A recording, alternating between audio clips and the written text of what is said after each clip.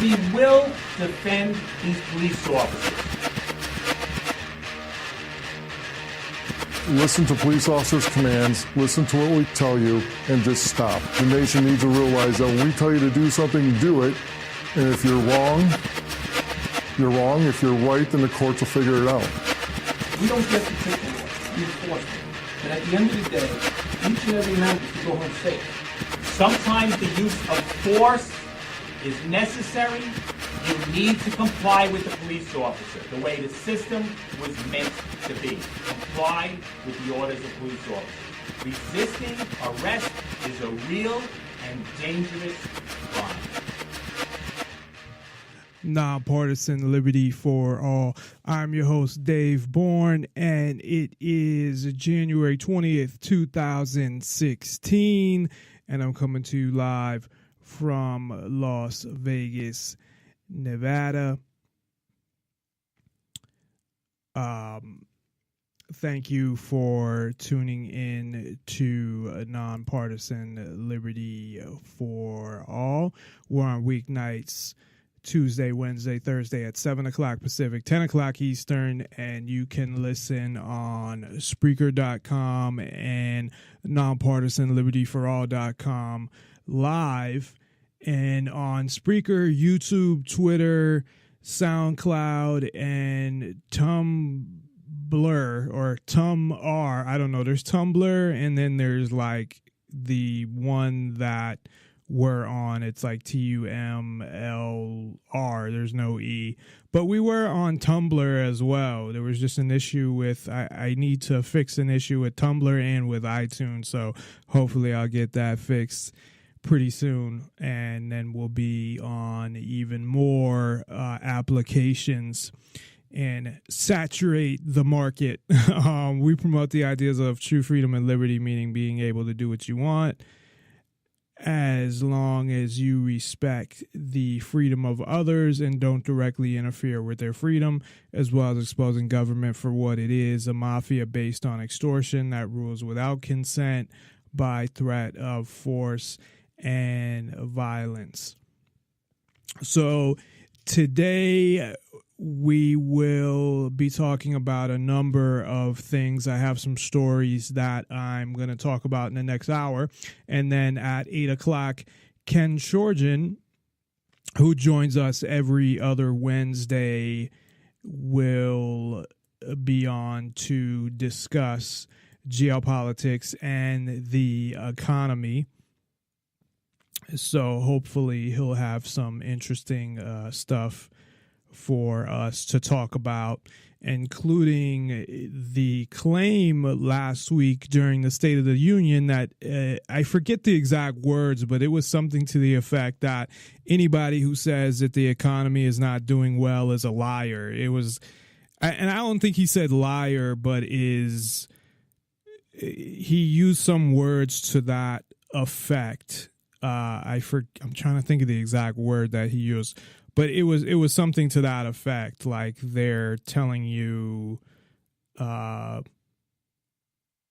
don't know, but they're telling you something that it means a lie. So we'll talk about that. Also, gas is declining as well. Retail sales are down.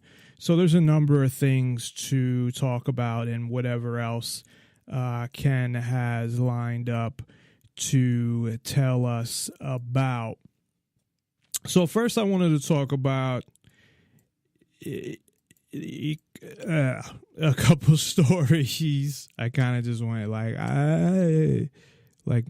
my lips were moving, but I wasn't saying that. Like, probably most of you haven't seen Raw, because I looked at the majority of my audience is 25 to 34, and I guess the tail end of that would have seen Raw, I guess. But it's this scene where it gets punched in the lips, and he's like, my lips like he was trying to talk, but he's like, and my lips said, "Hey fellas,"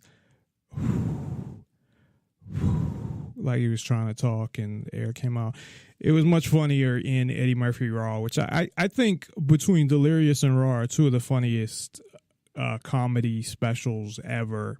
And Raw was set up as a movie where it actually played in theaters, and I was too young to see it back then, even though I ended up still seeing it when I was pretty young. But I didn't see it at the theater. But anyway, I've seen it so many times I can like quote almost that whole thing. And then Delirious was before Raw, and I actually saw Delirious later.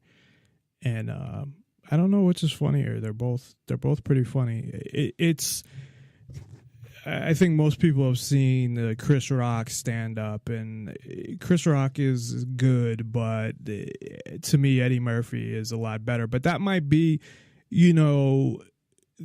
generations that see Richard Pryor compared to Eddie Murphy, and Richard Pryor was better, and Eddie Murphy got a lot of his stuff from Richard Pryor. Not that he actually took it, but that was like his idol. And I think the same thing with Chris Rock and Eddie Murphy, that he helped him coming up because he was in some of his movies as well when he was young. But anyway, I have a few stories that I wanted to talk about today. One has to do with anti-bullying. And I always thought that all this shit with bullying, now I'm against bullying, don't get me wrong. I am totally against bullying. I think bullies are fucked up, but my approach to bullying is totally different than what goes on now. When I was in school, and I was probably like the last, I wouldn't say generation, but the maybe last, I guess, generation, you can call it that, but that was able to actually fight and not get arrested for it. This whole that we weren't treated like babies when it came to stuff like that. Well, in some ways, but we were still allowed to fight, and you didn't have teachers getting involved in every thing or every incident of bullying or anything like that. And I can't bring this fucking article up, so I've been having problems with this fucking computer. I think it's Skype, but I'm having problems with the Internet Explorer on here.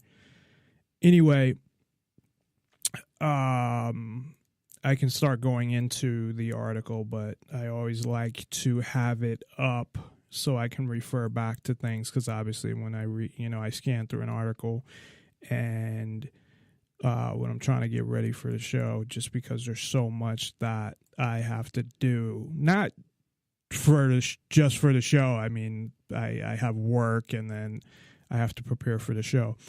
And I wanted to make sure, a lot of times I won't be as prepared on nights that Ken's on, because Ken pretty much, he has his shit down cold. He's written these articles, and, I just ask him questions about the things that I think we should get into more detail on, that I think are interesting to the audience. I really base it off of what's interesting to me. Hopefully the audience thinks it's interesting as well.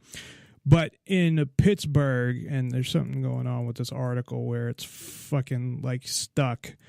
In Pittsburgh, they had a anti-bullying program at middle school. So I guess they had a special parents meeting to talk about it. This fucking thing keeps coming up that asks if it's okay to view this article. I'm going to, please bear with me. I'm going to try to open this in something else. I know nobody uses Internet Explorer anymore, and maybe it's because I haven't upgraded it too, but everybody's using something else, whether it's Google Chrome or Mozilla, and I have those too. I hate using anything Google. Because I know Google's like in bed with the government. I mean, so is fucking, Windows and what's his name? I can't even think of his name. The goofy guy with the glasses who invented fucking Microsoft, Bill Gates. And he donates. He's like the Rockefeller of, now based on his, trying to control. I mean, he was involved in Common Core, trying to control that and having his foundation and all of those type things. So these billionaires, I think it's an ego thing where they want to control and have power over people. And maybe it goes to their head that because they have so much money that they must be geniuses. Anyway, and that's not always the case. Sometimes it is the case that they're geniuses, but they're geniuses in a certain field. It doesn't mean they're geniuses that they know everything. Anyway, there is legal action in the works, I guess. This is West Ellaheen. I think that's how you say it. I'm bad at pronouncing some words, but it's Allehghene. So Ella, because I think the G's like silent, whatever. It's West, that spelling middle school.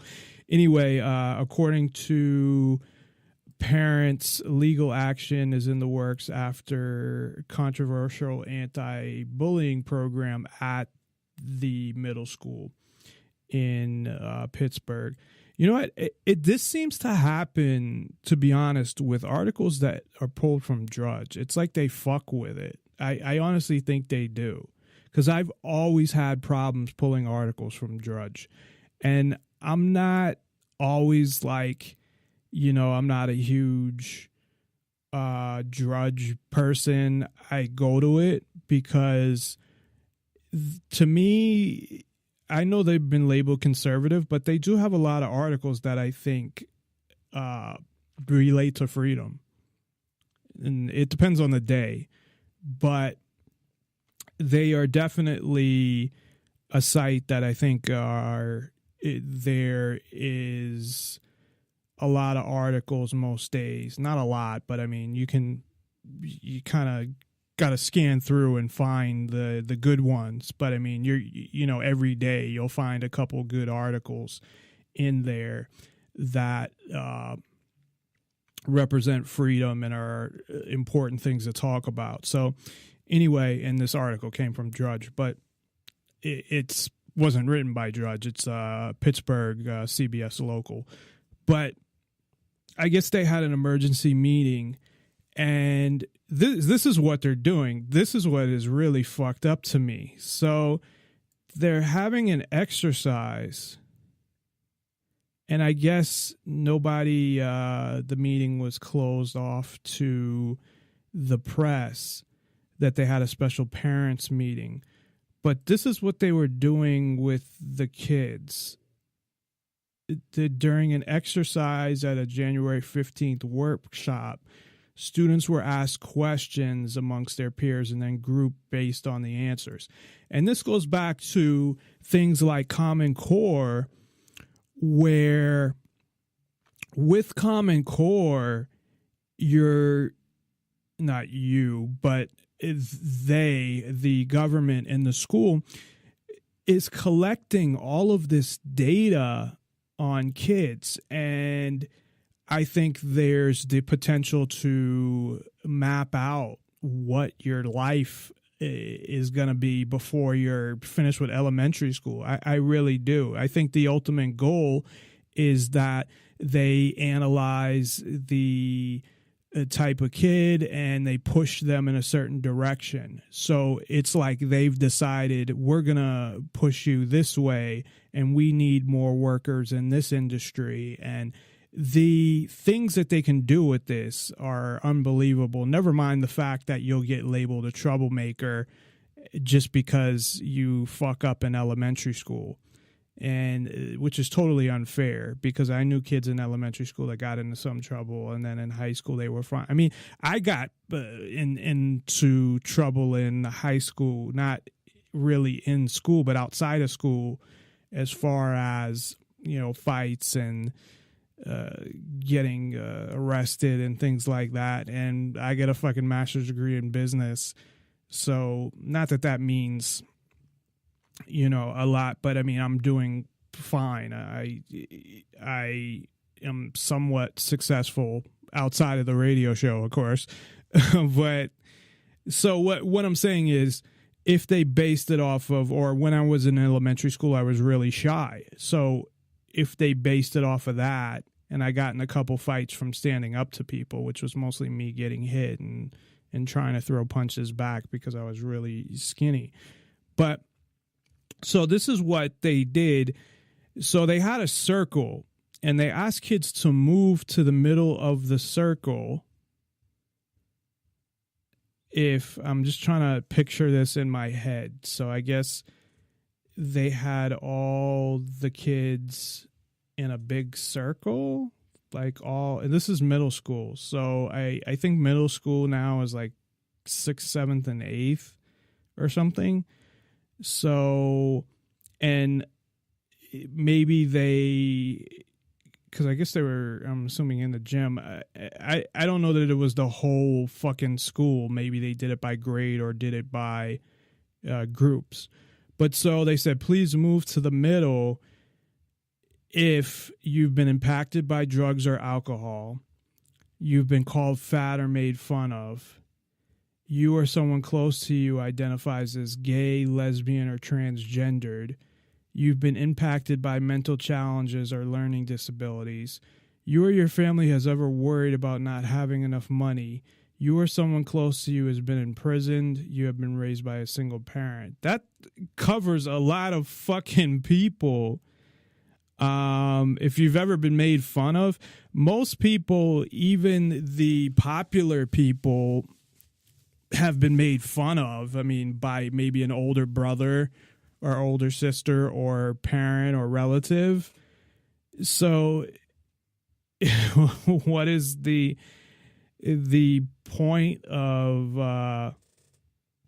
that one? Definitely, I'd say everybody at some point in their life has been made fun of. Now, the other things, you know, if you know somebody, I'm trying to think. So when I was in middle school, let me go through this. You ever been impacted by drugs or alcohol? I'd never done them at that point. Not that I ever really did drugs anyway. It was more alcohol. But I didn't start drinking until later. But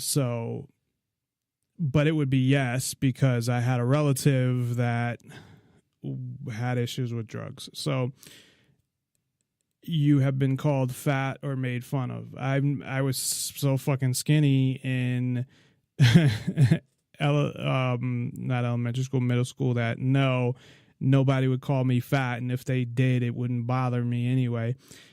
But I had been made fun of by the quote-unquote cool kids, because at that point I wasn't too cool, I guess.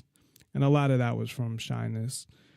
You or someone close to you identifies as gay, lesbian, or transgendered. Now, this is a long time ago, so I'm sure there were people that there are people that I thought were gay. Actually, well, no, that was high school. In middle school, I didn't know anybody. Well, my aunt. So, yeah. So that's 3 out of 3 right there. You've been impacted by mental challenges or learning disabilities. No, I didn't have any learning disabilities that I was aware of. You or your family has ever worried about not having enough money. Now, we did at later, At that point, I don't know that I would say yes to that, because I didn't really, being in middle school, I didn't really know how much my parents had or made, or we weren't struggling or anything like that. We weren't rich neither. I lived in an apartment, but I had clothes.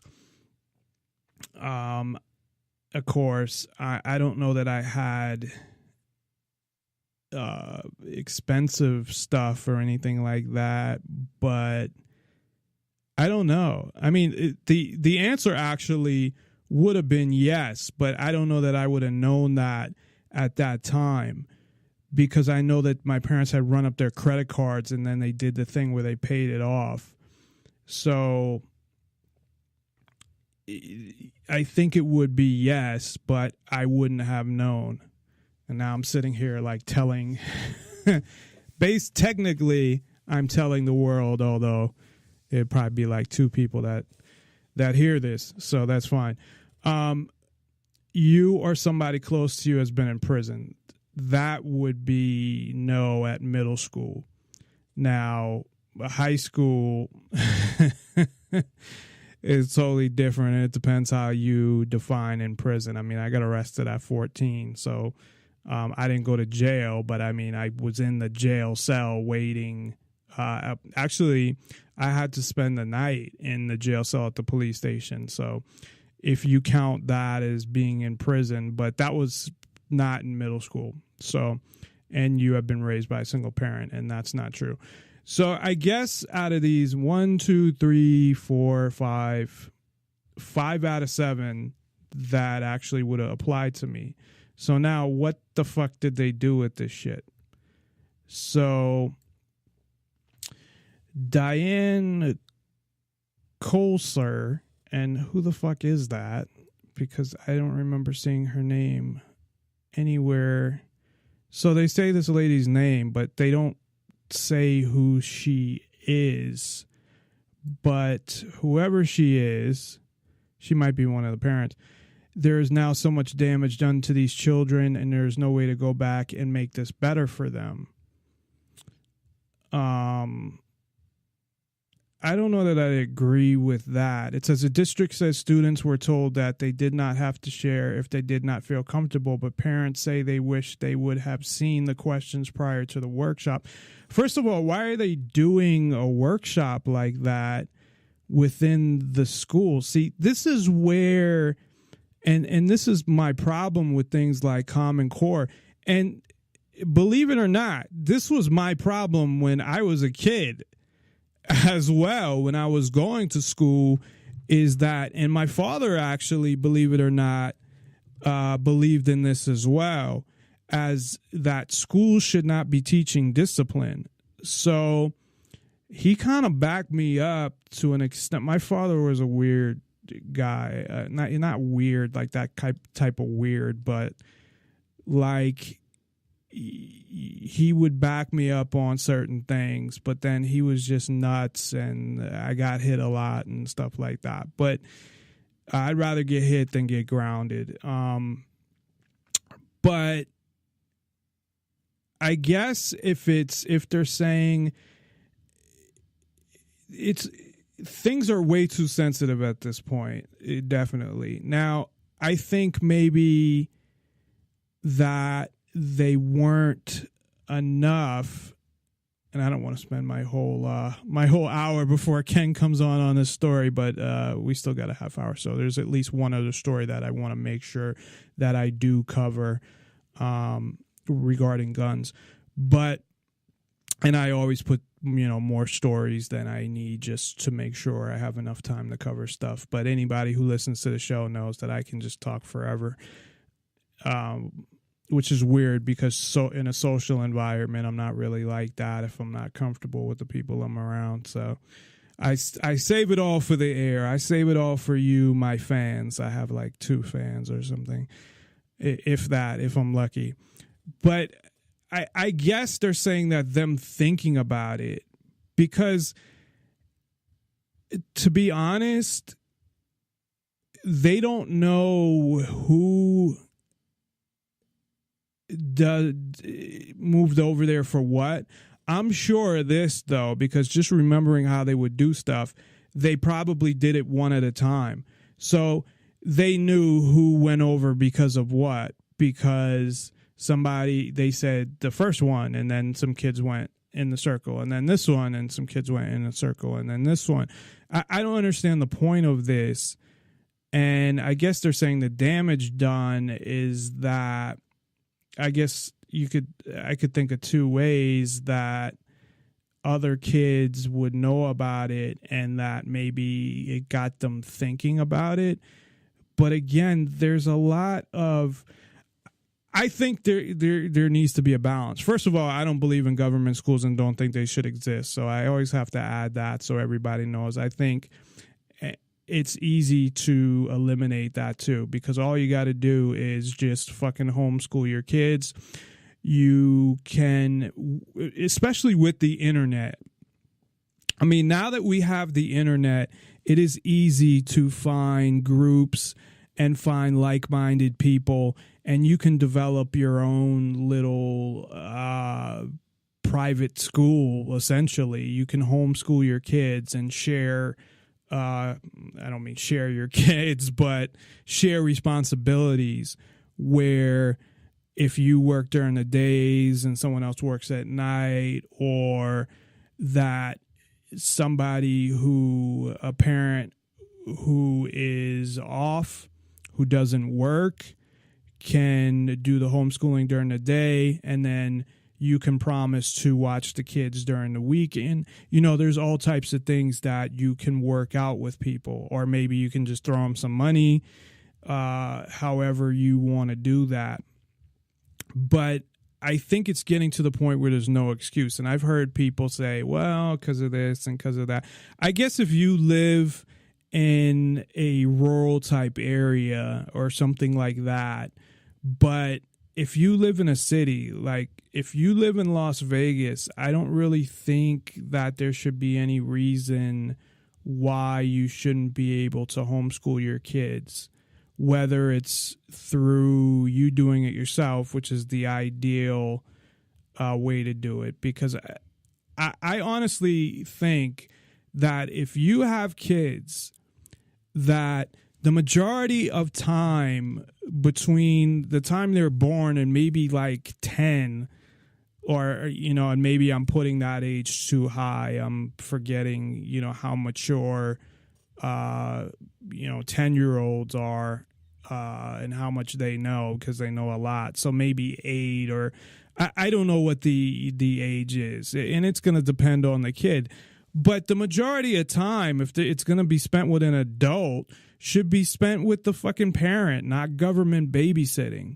So at this point, though, if you live in a city like Las Vegas, which is a big city, you should be able to find like-minded people just on the internet alone, if you don't know them personally, or there are groups and things like that where you can meet like-minded people and try to work something out there. Or if you're in a situation where I think the hardest situation, of course, would be a single parent, because if you're in a situation where you have both parents, you can try to work it out where maybe you work kind of change your schedules up, or you can even do homeschooling at night, but then it would be where's the kid all day. So if you really, I think it's something that if you're dedicated to doing and you really want to do it, you can do it. Now, it might be a challenge and it might be really hard, but if you really want to do that, I think you can. If I have kids, what I want to do is just have their mother stay home and homeschool them, and then, or at least watch them during the day. And I wouldn't be against homeschooling them at night, and then during the day maybe do unschooling.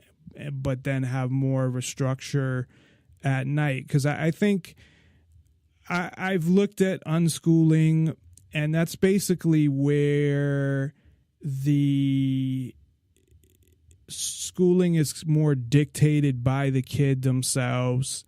And you can turn anything into a lesson. You really can.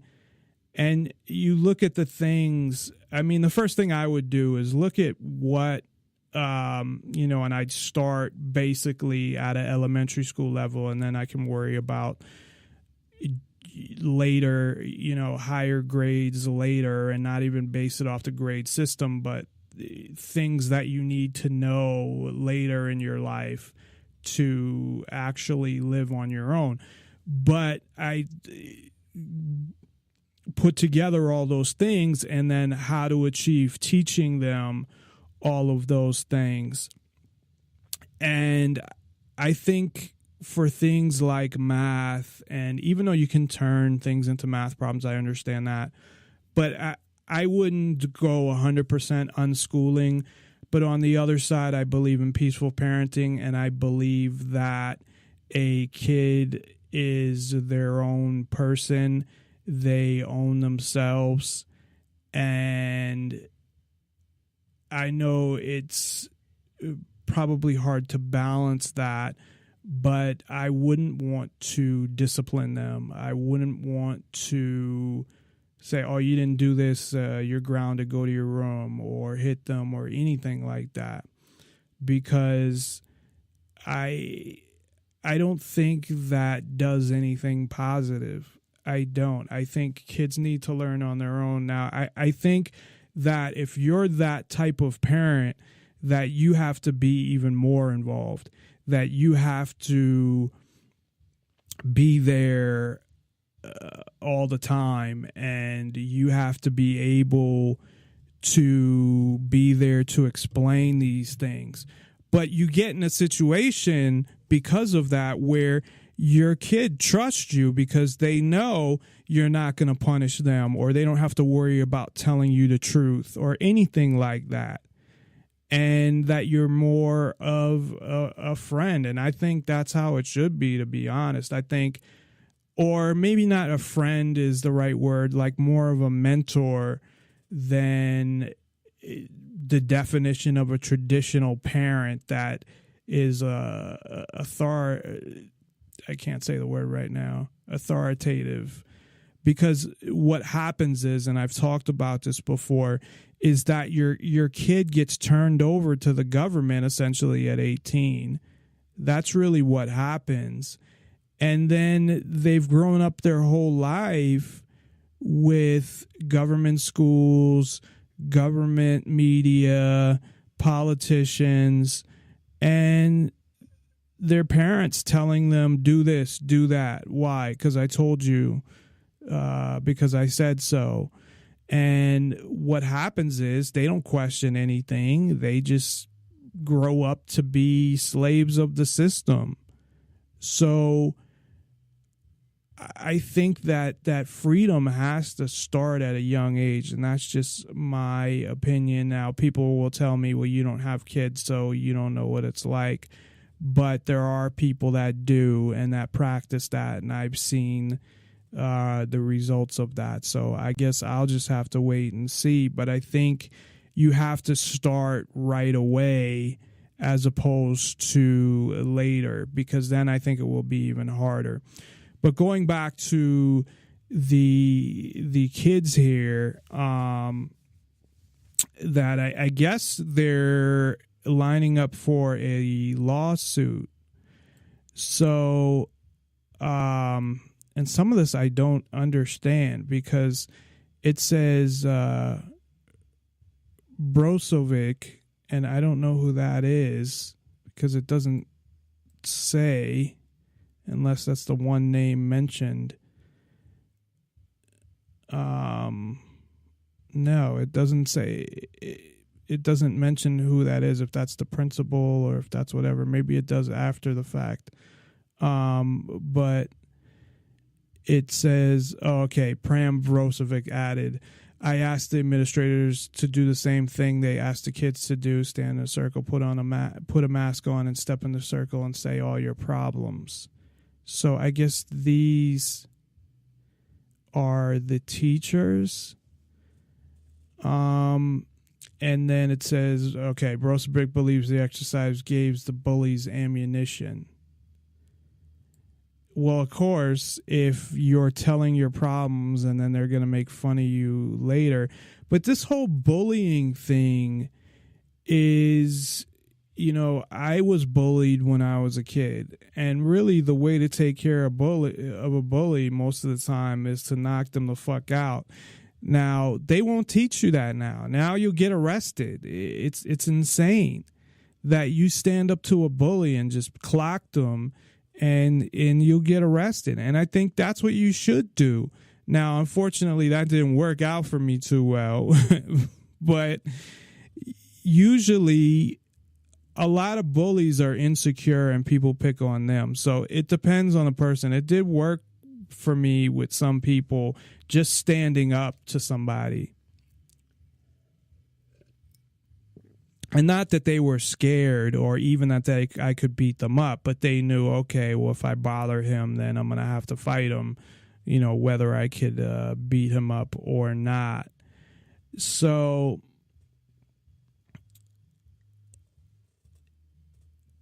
the parents, I guess, it says that it doesn't say there's a lawsuit, but there's potentially going to be a lawsuit. No one from the school district would comment on camera. There was a spokesperson that read a written statement, the school board president, and said, "We stand behind the intentions of our workshop and we look forward to continuing our work with parents to address the very serious issue of bullying and the unintentional acts that continue to marginalize different groups of students." So I guess the whole point of this was bullying, and somehow, I mean, I don't know what the goal was of this. Maybe to say, you know, people have things happen to them. It's not right to bully them over it. I don't know, but the bullying has been blown way out of proportion. Now, on one side, as somebody who's been bullied, I definitely think it's wrong. And when you put kids in you put a bunch of kids in the same room that wouldn't be there if it wasn't for the school forcing them to be there. Of course, you're going to get things like bullying and kids picking on other kids. And that's where what they're doing now, though, when it comes to bullying, is I think they've gone way too far. Now, maybe when I was a kid, they should have done more. I don't know. I mean, I didn't go and say anything about it. When I was a kid and I was what would be the equivalent of bullying by multiple people, I didn't go and complain to the teachers about it. I didn't go to the principal. I didn't do anything. Eventually, what I did was stand up to them and just fucking hit them. And I know that because of things like school shootings and stuff like that, that they use that as a reason now. The amount of school shootings is so small that you have a better chance of being struck by lightning. So, you know, it's not something that people, because of the media, people think school shootings are happening all the time and there's these mass shootings and they should be scared, like they should buy their kids bulletproof vests and bulletproof backpacks or something. I mean, but that's not the reality. And most people that get bullied, you've had people that have killed themselves over bullying, but that's not because of bullying. And I'll tell you why. As being someone who was bullied in, say, elementary school and a little in middle school, and I wasn't really bullied in high school. And especially I had talked about 11th and 12th grade, where the people I was hanging out with, most people were scared of, so they didn't really say much to me by that time. But I would say, bullied in elementary school. Not that I would I wasn't the type of person where, people would say, oh, go do this or I'm going to beat you up or something, and I would do it. It wasn't like that. It was just, calling me names and stuff like that or whatever. And I think a lot of it was because I was shy. And then, as I had mentioned, I started finally just standing up. And I think kids need to stand up. I think the best way to handle a bully is standing up to them.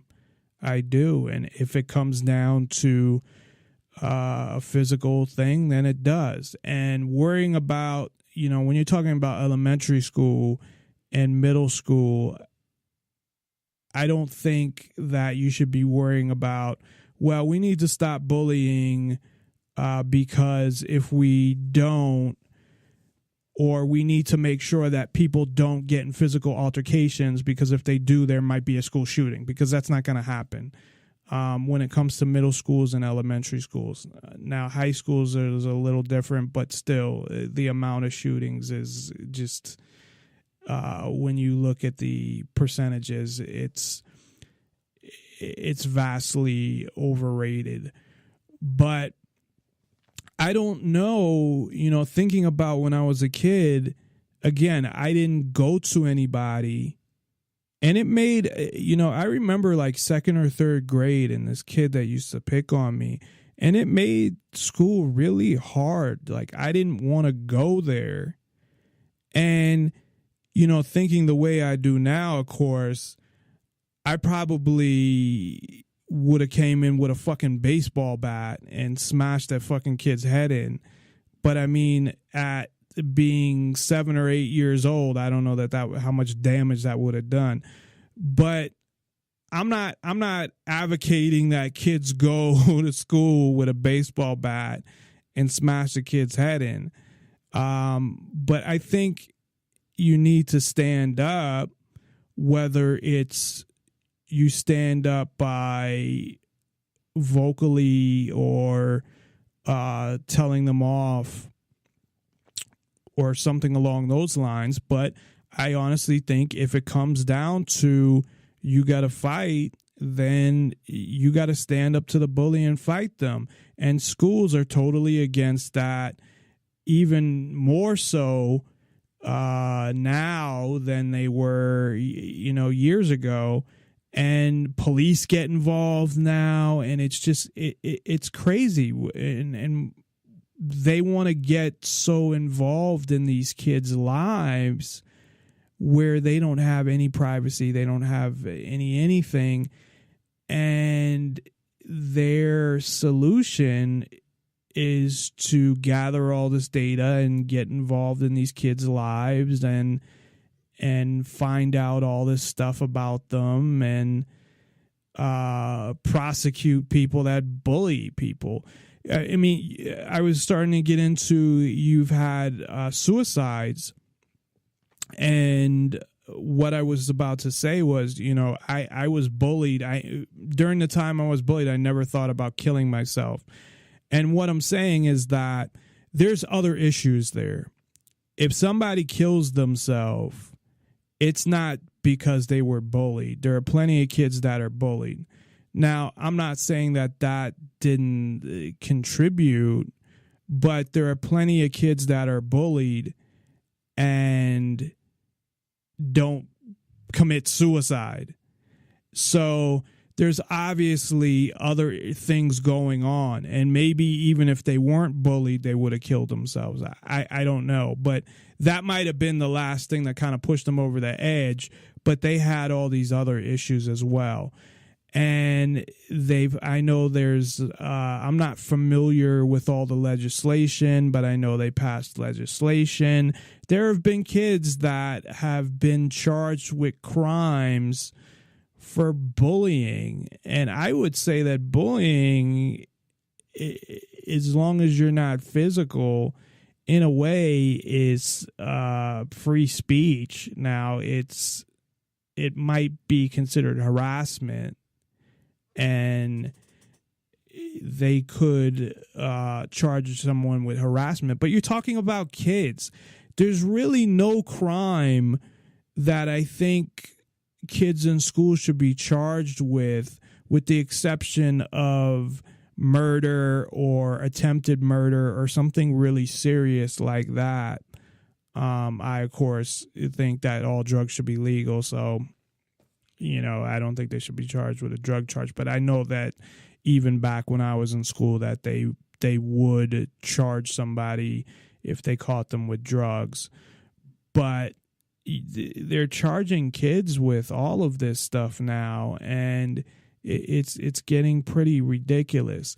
And my answer to this is take your kids out of school, man. This is something that is really easy. And I talk about non-compliance, but this is something that I would consider non-compliance to an extent, but it's non-compliance in the sense that it's doing something different and kind of ignoring the law or saying fuck this law, but it's also legal to homeschool your kids. So at the same time, you're not breaking any laws. So I think the problems in school are very easy to solve, and it's get rid of government schools and take your kids out of them. Because again, you think of all of these things, or maybe you don't, but I mean, I think of all of these things. It's not just that the education sucks. If you look at the graduation rates and the test scores and things like that, it's not just that. It's so many other things. It's the fact that you're putting a bunch of kids into a classroom and you're almost inviting bullying, because what do you expect? And it's all based on age. It's not based on where you're at education-wise, like what level you're on. And an ex-co-host made a good point and said, what are kids going to learn from other kids except to be bad, really? Or not necessarily bad, but they're better off being around adults for at least a longer amount of time. And that's where, schools, it's government babysitting. It's you're dropping your kid off, at least until, as I had mentioned earlier, maybe 8, 9, 10 years old. I mean, when they get to a point where they're old enough to make their own decision as far as, or old enough to stay alone or whatever, where they could say, hey, I'm just going to, I'm going to do online school, or I want to go to school, then, I guess that's up to them. And I think that should be their decision. But really, I don't see anything positive about school. And I know with homeschool stuff, they always talk about, well, what about being able to relate to other people and socialize with other people? Well, for one, I mean, I think you would learn more socializing with adults, number one. And number two, you're still able to do that. And again, especially with the internet, you're able to find groups, other homeschoolers, and things along those lines, that the internet has opened up so much in so many areas. And as I had mentioned earlier, there's no reason why, if you really want to, that your kid shouldn't be homeschooled, because you can find people on the internet and find a group of like-minded people, and then based on your schedules, try to set something up where one day one person does it and one day someone else does it, or you trade where you babysit the other person's kids on the weekends, or whatever you come up with. But it's not hard to find, especially if you're in a big city. So we only have 10 more minutes until Ken's going to join us, but I want to make sure I go over this other article that is important to me. And one of the things that I didn't bring up, which I had totally forgot, when I did the show, I believe it was last week, about Obama's executive orders regarding guns, one of the things that finally got me into saying that, okay, I can't just ignore this shit anymore, because I was in a place where, I'd watch all those political shows. I just yell at my TV because I was never part of a political party. I would probably always have considered myself a libertarian. I just didn't know, I guess, the definition, or wasn't familiar with the Libertarian Party. But as I had mentioned before, I can't remember when I didn't think all guns should be legal and all drugs should be legal.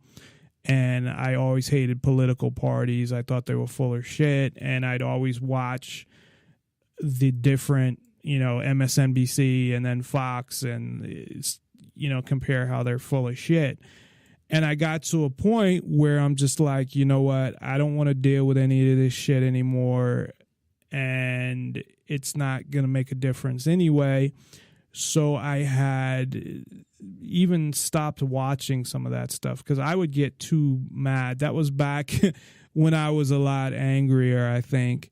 And I would just fucking yell at the TV and just, I didn't want to hear the bullshit, because it was. And it's like even the people saying it knew it was bullshit. But anyway, finally, when I had, after the Newtown shooting, and I really thought that they were going to get to a point where they were going to be able, they being the government, were really going to be able to hardcore go after guns. And in a way they did, just not in the state of Nevada, because it's the type of state that, I'm not really worried about any state laws. Actually, it's been the opposite. Recently, we no longer have to register handguns in Clark County. The rest of the state, you didn't have to. But even that, and that was the state did that. The state said that you can't, it's when you can't, a county can't overrule the state law.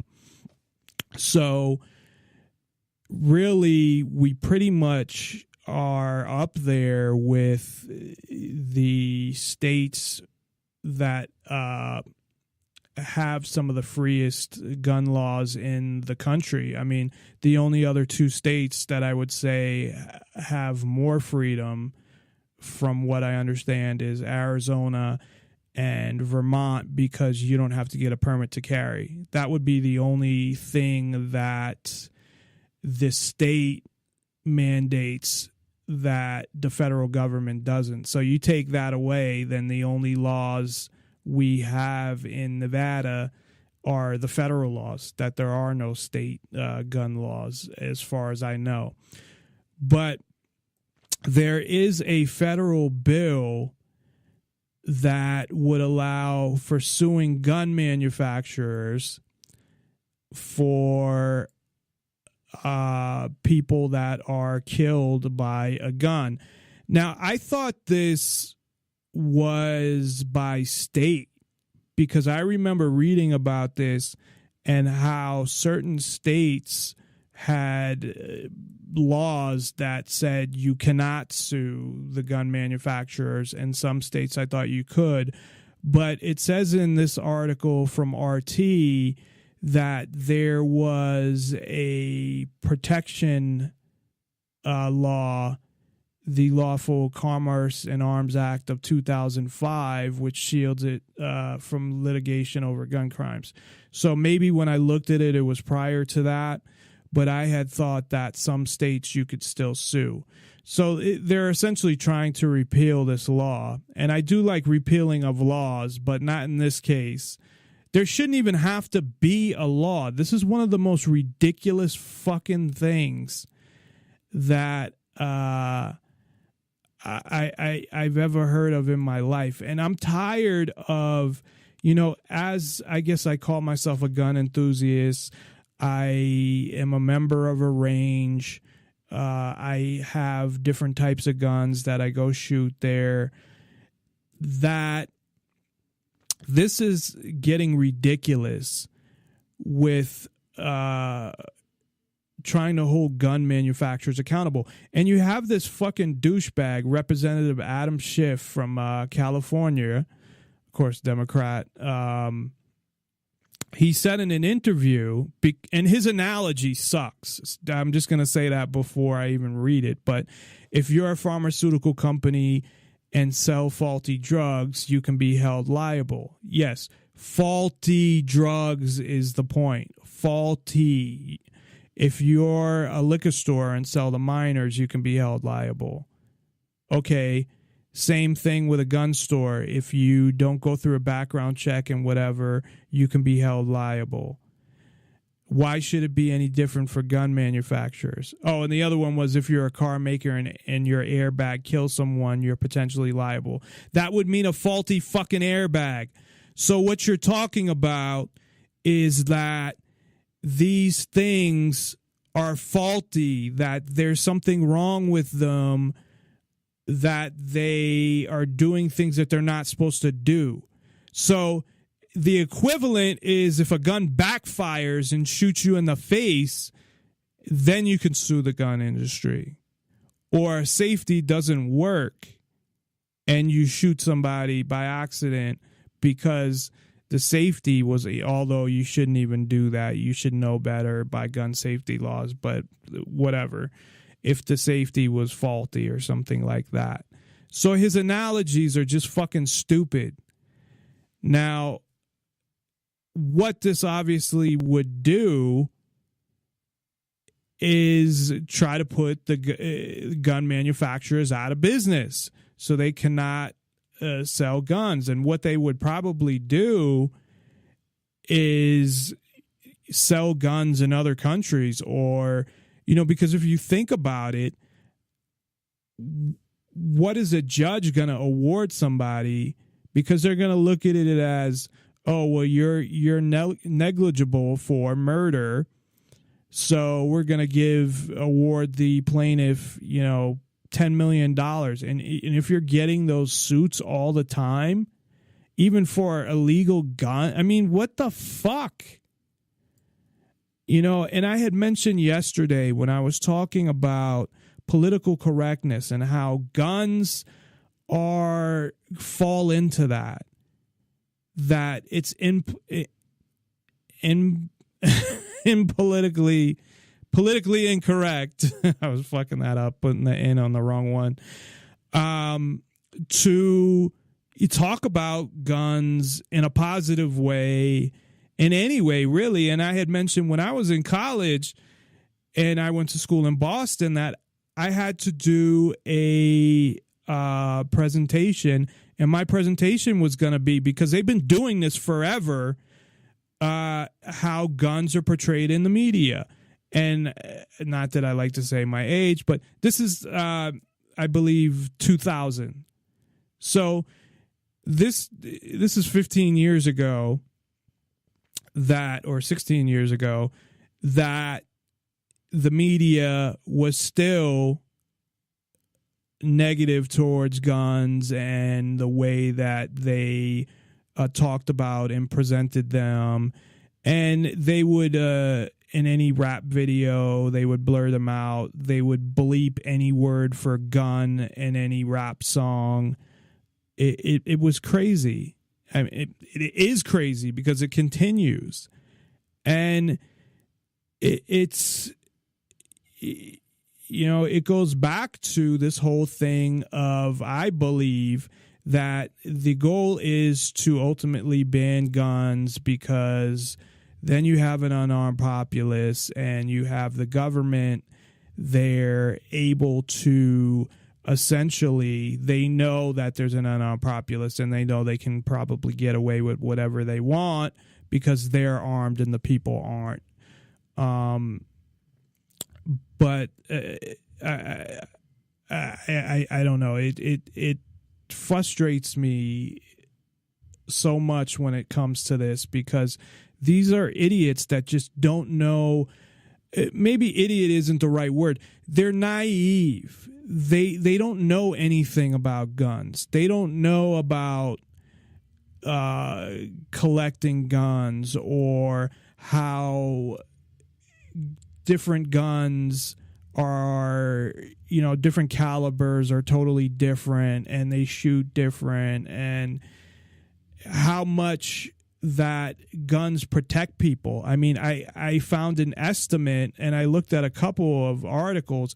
I mean, it was anywhere, because they don't track it, of course, because they don't want to, because it would show that if there's 8,000 people, according to Obama, that are killed by guns, the estimates that I found in multiple articles, now I don't know how accurate it is, was between 2.5 million, that might be kind of high, and 500,000 people that have been saved by guns. Now that does seem kind of high, but there's definitely no doubt in my mind there's a lot more than 8,000. I would even take 100,000 and even lower it to that, and take that.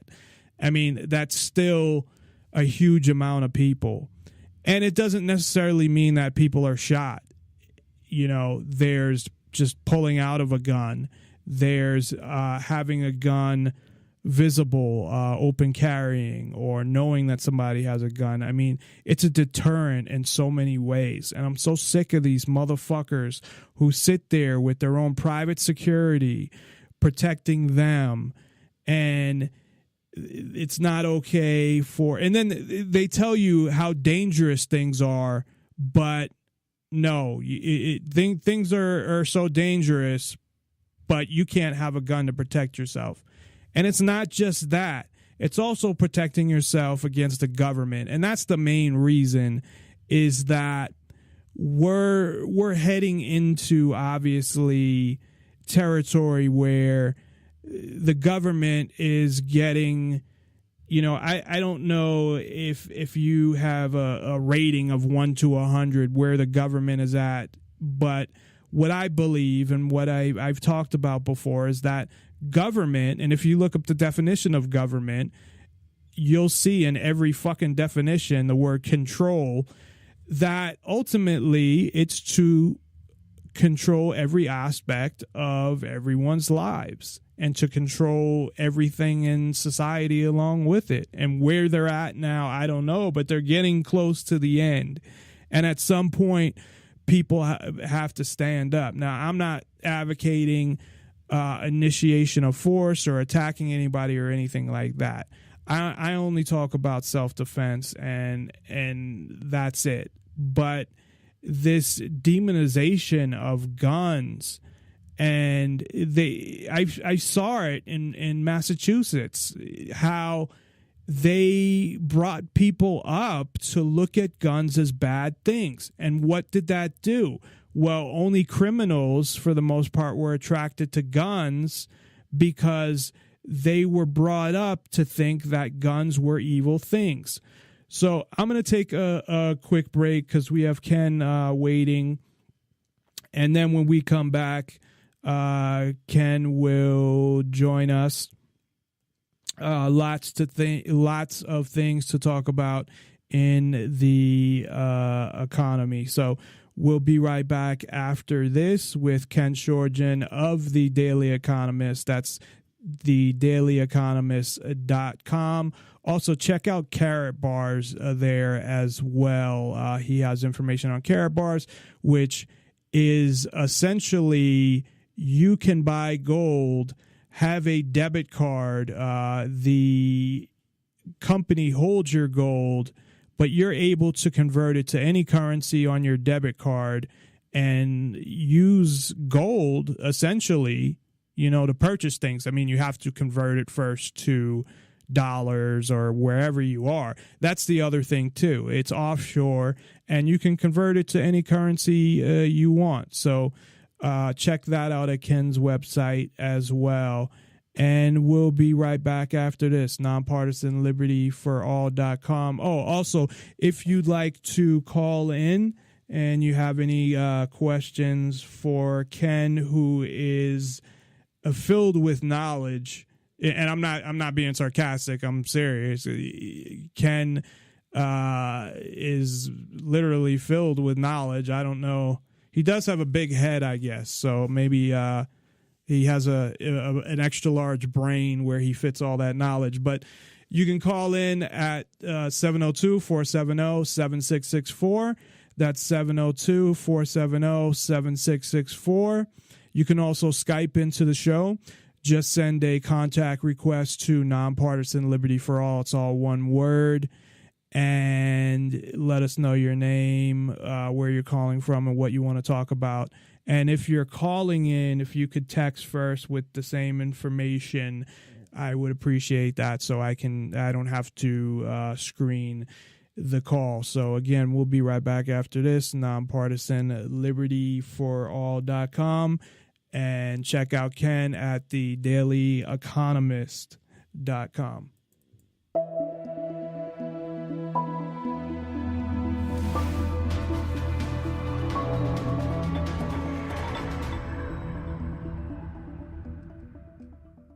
Welcome to Financial Buzz Market Weekly. I'm R.K. Walker here at the New York Stock Exchange, bringing you a review of this week's stock market. On Monday, stocks managed to just about hold even, stemming losses from the prior week, which was the worst week for markets since 2011. Oil continued trending down as concerns over slowing growth in China point to less demand for commodities. On Tuesday, the Labor Department's JOLTS report for November showed job openings were up 1.5% to 5.431 million. Oil remained weak, and reports surfaced indicating that the People's Bank of China intervened to help strengthen the yuan. Markets rallied on the news. On Wednesday, the Federal Reserve released its Beige Book, stating that consumer spending growth is moderate, held down by weakness in apparel sales. Auto sales were mixed, and wage and price inflationary pressures are low. Overall, growth was rated as modest in 9 of the 12 districts. Brent crude briefly fell below $30 a barrel and then recovered to close at $30.31 a barrel. Markets ended the day down sharply, with the Dow Industrials shedding 364 points. All 3 U.S. averages closed more than 10% below their 52-week highs, making the market correction official. On Thursday, jobless claims for the week ending January 9th increased 7,000 to 284,000. Import prices for December fell 1.2% and export prices fell 1.1%. Markets rallied strongly, with the Dow Industrials gaining 227 points. On Friday, the Producer Price Index for December was down 0.2%, retail sales were down 0.1%, and industrial production was down 0.4%. Oil also dropped, and the Dow Industrial average fell more than 350 points at the open. Now let's take a look at some stocks. Shares of CyberArk Software jumped 20% Wednesday after it was reported that Checkpoint Software Technologies is in initial talks to buy CyberArk. Officials from both companies declined comment. If the deal goes through, it would be Checkpoint's largest acquisition to date. CyberArk's market cap is currently $1.2 billion. Chipotle's stock jumped more than 6% Wednesday after the popular burrito chain announced to investors and the public that they are confident that steps taken to tighten food safety will prevent future food poisoning outbreaks. Chipotle shares were down more than 44% within 3 months after the outbreak of E. coli in its restaurant chain. GoPro shares dived about 16% during midday trading on Thursday after the company reported to investors that they are going to miss revenue forecasts for the fourth quarter of 2015. The company's cameras did not sell as well as predicted during recent holiday sales, and GoPro is hoping to improve its revenue with the release of new products in the virtual reality and drone markets. Netflix was down more than 8% Wednesday after Morgan Stanley downgraded the entire tech sector to underweight. Netflix's shares were also impacted by the rumor that Apple may be interested in purchasing Time Warner, which will help the tech giant to start its own video streaming business and compete directly against Netflix. Solar City Corp shares dropped more than 13% on Thursday after Nevada regulators upheld their decision to charge fees on solar rooftops. The fees took effect January 1st, and they are threatening the development of solar rooftops in the state. This is Financial Buzz Market Weekly. I'm RK Walker, and I'll see you again next week.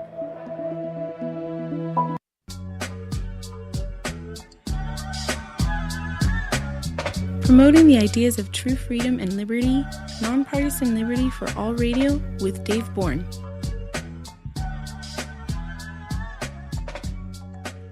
And we are back promoting the ideas of true freedom and liberty, something that I don't think many other shows, and I'll give people the benefit of the doubt, I guess, and say many other shows, because I'm sure there's some shows that do, not any really big shows, probably besides Free Talk Live, I guess. But I don't think there's any show like ours. Now, that might be a bad thing for some people. They may take that as a negative. But I do think we are an original, and I like the fact that we are. And, you know, like I said, that can be a positive. That can also be a negative. But we do have on the line over Skype Ken Schortgen of the Daily Economist, dailyeconomist.com. Ken, are you there? I am here. Pleasure to be here, Dave. Did I just want to make sure when I mentioned, if you heard when I mentioned carrot bars, if I mentioned that correctly there. Well, the thing about carrot bars is it's a great way to buy gold affordable. For those who can't afford to buy it by the ounce, you can buy it by the gram. You can either have it delivered to your house or stored offshore for free in one of three of their vaults. They're in 122 countries, so you don't have to worry about confiscation. And the thing about it is if you can purchase, if you're an affiliate and you want to make money and make gold by referring others, then you can get a MasterCard debit card, which not only your commissions, but if you ever need to liquidate your gold, it will, with the click of a mouse, the money will go directly into your debit card. It's outside of banks. It works anywhere MasterCard works in the world in any currency. Or you can purchase the card for something like $45 and, just use it from there. And the great thing about these debit cards I've found is not only can you use them in ATMs, but I take money from my bank account and upload it into my debit card. So that's one way. That's one way to also keep your cash outside of banks. So how does that work? So you take, say, you have whatever, you're taking $100. So you could take $100 out of your, let's just say you use Wells Fargo for the sake of argument, just for our example. So you have a bank account, say, with Wells Fargo. So you can take the $100 and load it onto your carrot bars card? What I would do is I go up to a teller and say, I want to go ahead and take so much out of my account and have it loaded up onto this card. And since it's like a credit card, a debit card, it's got the numbers, and they can just go ahead and transfer it right there. So does that transfer the money offshore to where your gold is? Well, sure. I mean, Visa and MasterCard, they may be processed. There may be banks that run Visa and MasterCard processing, but Visa and MasterCard are separate financial institutions, not in the banking industry. So, right. And they're also attributed to whichever, like you can get a PayPal MasterCard, which would be tied to PayPal.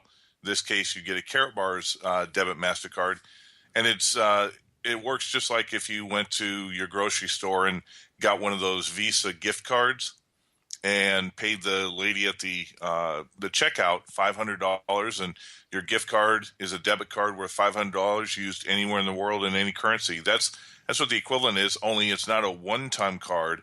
It works for whatever the expiration date is, Right. and you can go ahead and just load it up, multiple times. And that's Nice. like I said, it's the best way. If you buy gold and you keep it stored and you need to liquidate your gold to get cash, then you can go ahead and with a click of a mouse, boom, liquidate the gold. It gets uploaded right into your debit card and you're good to go. So it's one of those that it's a way to function, not only keeping your money in gold, but also be able to function outside the banking system. And you could take that 100 and load it onto your card and buy gold with it as well. Or you put 100 on your card and go to a restaurant, go to a convenience store, go to anywhere that accepts MasterCard, which is pretty much anywhere in the world. Well, I was saying that as well, that you could, if you wanted to take that $100 and get gold with it, you could load it onto the card and then but you wouldn't purchase need it to. that way, right? You wouldn't need to. Well, you'd buy. Okay, I see. You what just you're buy saying. it from your Right. Karatbars back office, dashboard anyway, and it doesn't cost anything to actually set up an account with But Karatbars. can you convert it from? So say you put that $100 in there, or say you put $500 and you only say use like $300, and then you have $200 on the card. Can you just convert it from the card to gold? Well, sure, but like I said, if you're going to purchase gold, there's no reason to use the MasterCard as a middleman. When I buy gold from my regular bank account, I just take my Visa debit card, go into Karatbars, where I've got my I'm already registered and an affiliate. I go in there and I just pay for it with my Visa, and it goes straight out of my bank account. No, the debit MasterCard is used for other functionality.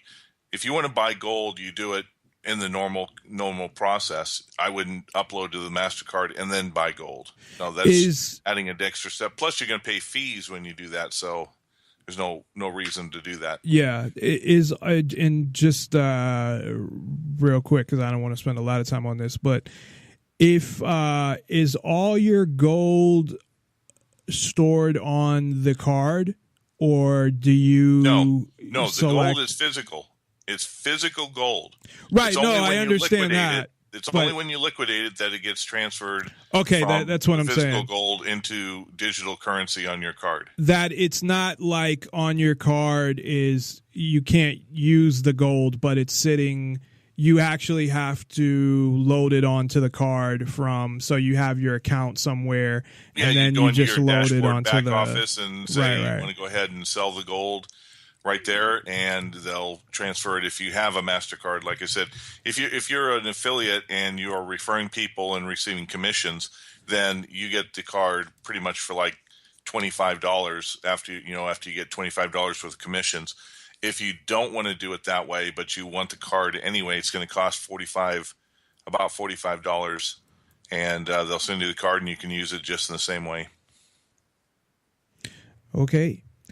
So I've been looking at some of the things that have been going on, and it looks like there's a lot going on with the economy. And where I kind of wanted to start is to get your opinion. I don't know if you watched the State of the Union, but the president Usually not. President Obama. Well, I just listened to it while I was at work to see. I if didn't anything, even watch it under Bush. Those things came make up. me sick. Yeah, they're pretty. I know he said the economy is good, but what else is he going to say? Well, he didn't just say that it was good. He said you're delusional if you don't call it good. Something to that effect. Yeah. Well, So what's the real story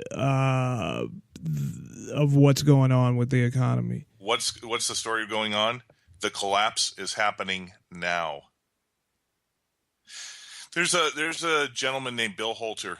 He's a he works with silver and gold. He's a metals analyst, and he now works with Jim Sinclair. Most people don't know who Jim Sinclair is, but he is incredibly famous going back to the 1970s. As a matter of fact, he was the one who predicted that gold would go to $850 an ounce in 1980.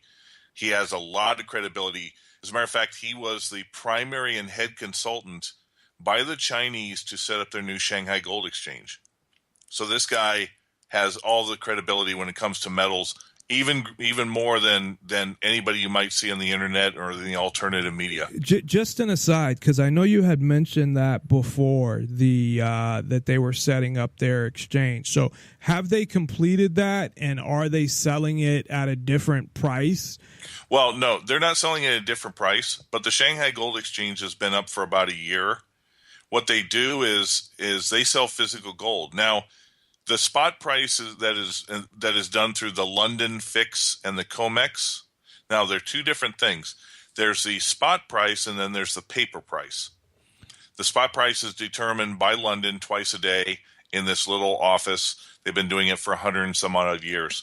What China does is they take the original spot price, but because of supply and demand, they recognize, and they have been doing this for over a year, they recognize that the spot price is well below the actual value of gold. Right. So if you buy gold in any large quantity on the Shanghai Gold Exchange, you are paying a premium of about 30 to 50%. So really, if you're buying physical gold, not just in China, you're going to pay about 30% here in the States. If you buy an ounce of gold, and today gold went over 1,100, finally broke that resistance, you're going to pay about $1,300. You're going to pay a $200 premium, because that's what the real value of gold is. And the paper price that you see, the spot price, $1,100 or $1,107, this is determined by the COMEX to protect the dollar. That's why they do it. They manipulate through paper contracts in the futures market to keep the dollar keep everybody from getting into gold and protecting the dollar. Now, the thing about the Shanghai Gold Exchange and what you were saying about determining price, back in about June or July of last year, they made an announcement that they were going to start declaring the price of gold, their own price of gold, in the yuan or the renminbi. They're the same thing, in their own currency. And what ended up happening was, I think they could have done it in December, but they chose not to, because they're still accumulating gold. They're still buying it at this cheap price that the U.S. keeps forcing it down and London keeps forcing it down. So they're still accumulating gold. They in December, they said that they were going to go ahead and extend it until April. So we're looking at April. And what ends up happening is, once China starts determining the price of gold in the physical markets, the COMEX is pretty much toast, and they're going to lose the ability of the spot price, because the one key thing about the U.S. COMEX, the futures market, is they have not delivered any gold for nearly 3 years. They're no longer a commodity market. They're simply a paper and a paper derivatives market used to protect the dollar. So once a physical gold market, which is going to be in Shanghai, once they start declaring a price, which is going to be way above the spot price, they're going to determine at what they believe the actual price of gold is based on supply and demand. Then that's where everything's going to shift to China. Instantly, gold is going to skyrocket for in currencies all around the world, and that's when the show really begins. And how long until you think that happens? Well, April. Right now, everything is set for April. Now, they may delay it at some point, but they're prepared to do it at any time. One of the interesting things I think they may have held off too is because when you start taking over some of these Western financial programs, you set in motion the collapse of the Western financial system. And so they need to make sure that they are prepared for it. As a matter of fact, today was pretty interesting because the stock market opened up minus 350. And at one time it was down 530 points. Then out of nowhere, maybe about 2 o'clock Eastern, out of nowhere, the stock market started rising, and it started rising fast. It went from minus 475 to about minus 150. That's a huge move in a short amount of time. Most people were thinking that it was the government and the Fed and the exchange stabilization fund, or the plunge protection team trying to stabilize the markets. But I found out later, about an hour after the markets closed, that what ended up happening was the Chinese are trying to protect their currency as well. So they suddenly bought 400 billion yuan from the Western markets. And that buy order just started making the stocks go up. So wait, they bought their own currency? Yeah, they're buying it because what's happening is they're having a liquidity crisis, and a lot of yuan is getting shipped outside the country. This is why the Chinese are buying so much property. They're buying assets outside of China. So if the Chinese yuan is getting moved outside the country, then of course inside domestically the banks are having a liquidity problem. So China was buying the currency from foreign sources to bring it back into the banking system to make sure they have enough yuan to function. But they do the same thing that the Fed does, right, with their central bank, where they just print money. I know. Well, they do and they don't. They're not the reserve currency, so they can't print money necessarily for external use. All their debt is internal. That's a big difference. So every central bank can print money, but not print money that's accepted worldwide. Outside okay. Yeah. Except the U.S. You know, the U.S. at the very beginning printed money even before the gold standard. The U.S. Treasury has the power to mint, and print money, and that's what they did at the very beginning. But they used gold and silver as gold just simply as a backstop. But today, if the Congress wanted to do what they're supposed to do, they could close down the Fed and say the U.S. Treasury is going to go ahead and print money. Because I thought, I guess I have two questions there. One, I thought that China was trying to deflate their currency recently, right? Devalue. And also that they were added to, and maybe I'm misunderstanding what this means, but that they were added to the list of reserve currencies or whatnot. Right. They were accepted into the IMF's special drawing rights basket of currencies. Now, most people don't realize the SDR, the IMF. When the IMF loans money to a country that asks for it, like say Argentina, the basket of currencies, what it does is the IMF just doesn't give Argentina $20 billion US dollars. There are 5 currencies now in the basket of currencies, and each has a percentage. Like the U.S. may be 45%, right. So yuan maybe 15%, whatever. So when the IMF then lends the money to Argentina, they will give them $20 billion worth, but they'll be broken down and they'll get like 5 different currencies in certain denominations. So say they might get $10 billion in US dollars, $5 billion in Chinese yuan, $3 billion in euros, $2 billion in pounds, and $1 billion in yen. But so adding them getting added to that list still doesn't allow them to print money the same way that the U.S. does? Well, it's not internationalized, and they're already working on that. They've opened up to internationalize a currency. You have to be able to sell bonds That's how you print money. Okay, you create a bond, you find buyers for it, and that's debt. That's how money's created. It's debt-based money. So China has to have buyers for their bonds to be able to print money.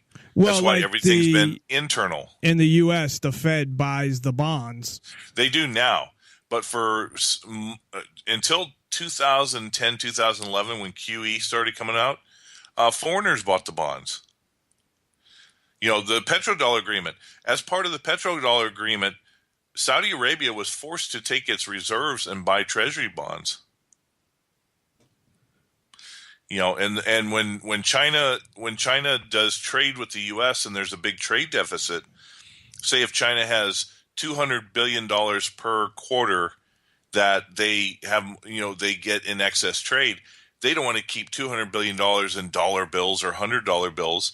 What they'll do is they'll buy treasuries, which allow them at least to get a modicum of interest for holding dollars. And since those treasuries are considered AAA, AAA rated around the world, they can actually use those treasuries as money. So if they went to, say, Africa and they bought diamonds and gold from some of the mines in South Africa, they could give them treasury bonds because they're good as equivalent of the dollar. It's much easier to carry around a single bond that's worth $100 billion than 1,000 suitcases with $100 bills. Yeah, I'm just thinking about all the gold and silver that I had sold and that I wish I had it now, but that's a whole nother issue. But so I guess back to the U.S. economy. I mean, he made some. Sorry, I didn't mean to interrupt. But I mean, he made some specific statements, and I had even done a little research, and I don't know. I'm assuming you know this, that from what I had found is that there's a bunch of companies that are laying people off. Not only that, like GE, I guess, is laying a bunch of people off. British Airways, Tiffany's. Yeah, but GE is not a good example, because the reason GE's laying people off is because they're moving their headquarters from Connecticut to Boston. Okay. Yeah, they're moving their headquarters. No, the ones you want to look at are Macy's and Walmart, because we just got done with the Thanksgiving, Black Friday, and Christmas holiday shopping season, the biggest retail season of the year. And within the first week after that was over, Macy's is closing down, I think, 30 stores, laying off 2,500 people, and Walmart is closing 260 stores and laying off about 16,000 people. These are the bellwethers. Walmart is the bellwether of retail. Yeah, I mean, Walmart is definitely a big thing, and I did hear that. But from what I understood, and it might have even been from reading your article, that it had something to do with the way, like, for them, they're not going to lose any money. They're changing how what they're investing their money in. Well, see, you got to take things with a grain of salt. If a CEO does a conference call during their quarterly earnings thing, they're not going to tell they're not going to tell their shareholders that the economy's dead and Walmart's going to lose money. They're not going to say it. You're going to have to find that. You're not going to find that when the shareholders do their or the CEOs do their conference call. You're going to have to do that when you dig deep into their financial filings. So is there any information that you have on that, or any opinion on why Walmart's doing that and what they're planning, if anything? Yeah, well, what Walmart's getting rid of all their stores is because there's a bunch of stores. They saturated the entire country. Yeah, no shit. In Las Vegas, you have one like fucking every 5 miles is a goddamn Walmart. Yeah, but those aren't the ones that are. But they're actually not closing. Yeah, I looked at the list, and again, I don't know. You may have had that list. there was actually a list of all the Walmarts that were being closed, and none of them were in Nevada. I think there was one in like Carson City or something, but none of them in the Las Vegas area. Yeah. No, Walmart's in every podunk town across the country. Right, so right. you may have one gas station, one grocery store, and you got a big, huge Walmart. Well, they're getting rid of the ones that aren't sustainable. So, eventually they said they're gonna open more, but it's mostly gonna be internationalized. But either way, we're talking Walmart. They are what is considered a bellwether, just like ExxonMobil is considered a bellwether in the oil industry. Apple and Microsoft are the bellwethers in the tech world. Intel, Right. When it comes to retail, Macy's and Walmart are bellwethers. What happens to them is what's happening to every other one in the industry. Well, I know you have, and I guess that's what those stores were, that with the larger companies, the ones that are corporate as opposed to franchise, like McDonald's is a franchise, and I assume Walmart is totally corporate, that they keep stores that they know don't make money in order to dominate the market and accommodate the customers, and so they keep stores that are losing money for the real estate and for the tax write-off. That's why they do it. Sears got bought, Kmart and Sears merged. A hedge fund manager bought both of those. And Sears hemorrhages money. It's been hemorrhaging money for a decade or more. And Kmart, who goes to Kmart anymore? Okay, but why are those corporations still viable, even though their share price is down and their revenues, they miss earnings every single quarter? It's because of the real estate. That's what's valuable. Even in the I realize that obviously would be an asset that they would have, but if it's in a town in the middle of nowhere, but I had always thought, and I think I was told this years ago by a company I had worked for, as to why they were keeping certain stores open. And I guess it was a regional manager or something like that. And it was, that was the reason that he gave. Not to say that, things haven't changed a lot since then, because we're talking, probably 20 years ago. But that one of the other reasons was just to to have those stores and have that convenience of, we know this store loses money, but we want to accommodate the market and accommodate all our customers, even ones that are out, wherever. But well, now that everything's online, you really don't need to. Right. Well, like I said, this was like 20 years ago. So okay, yeah, and something else. Like I said, I refer to these as bellwether because they set the industry standard. There are individual companies and corporations that rise and fall over time. One of the biggest one was Circuit City. Yeah, that Circuit went City pretty crashed quick after 2008, and don't even know if they're still around. Tiger Direct. Here. Have you ever heard of Tiger Direct? No. Tiger Direct is like the electronics Amazon. I didn't even realize myself that they had any Main Street, brick and mortar stores, but I guess they do in the South and Southwest or Southeast. And 29 of the stores are closing in the Florida area. So, you're seeing Best Buy is still the leader. They survived 2008. But you're seeing a lot of retailers go down. That pretty much, when you look at electronic stores, and I know Radio Shack recently closed up as well because of I would assume because of the internet, the majority of them have closed. I mean, just in Vegas alone, most of the electronic stores, besides Best Buy, as you mentioned, which seems to be the only one that got by, no pun intended, but the only one that ended up surviving seemed to be Best Buy, because it seems like there are certain things that, and I think this is expanding, that you can buy online and certain things you can't. Not that you can't buy them, but like something like clothes, depending on what it is, people are more apt to go to the store because, you know, if something doesn't fit, and then especially you got to send it back and go through the whole, you know, thing. Depending on what it is, like I'll buy a jersey online.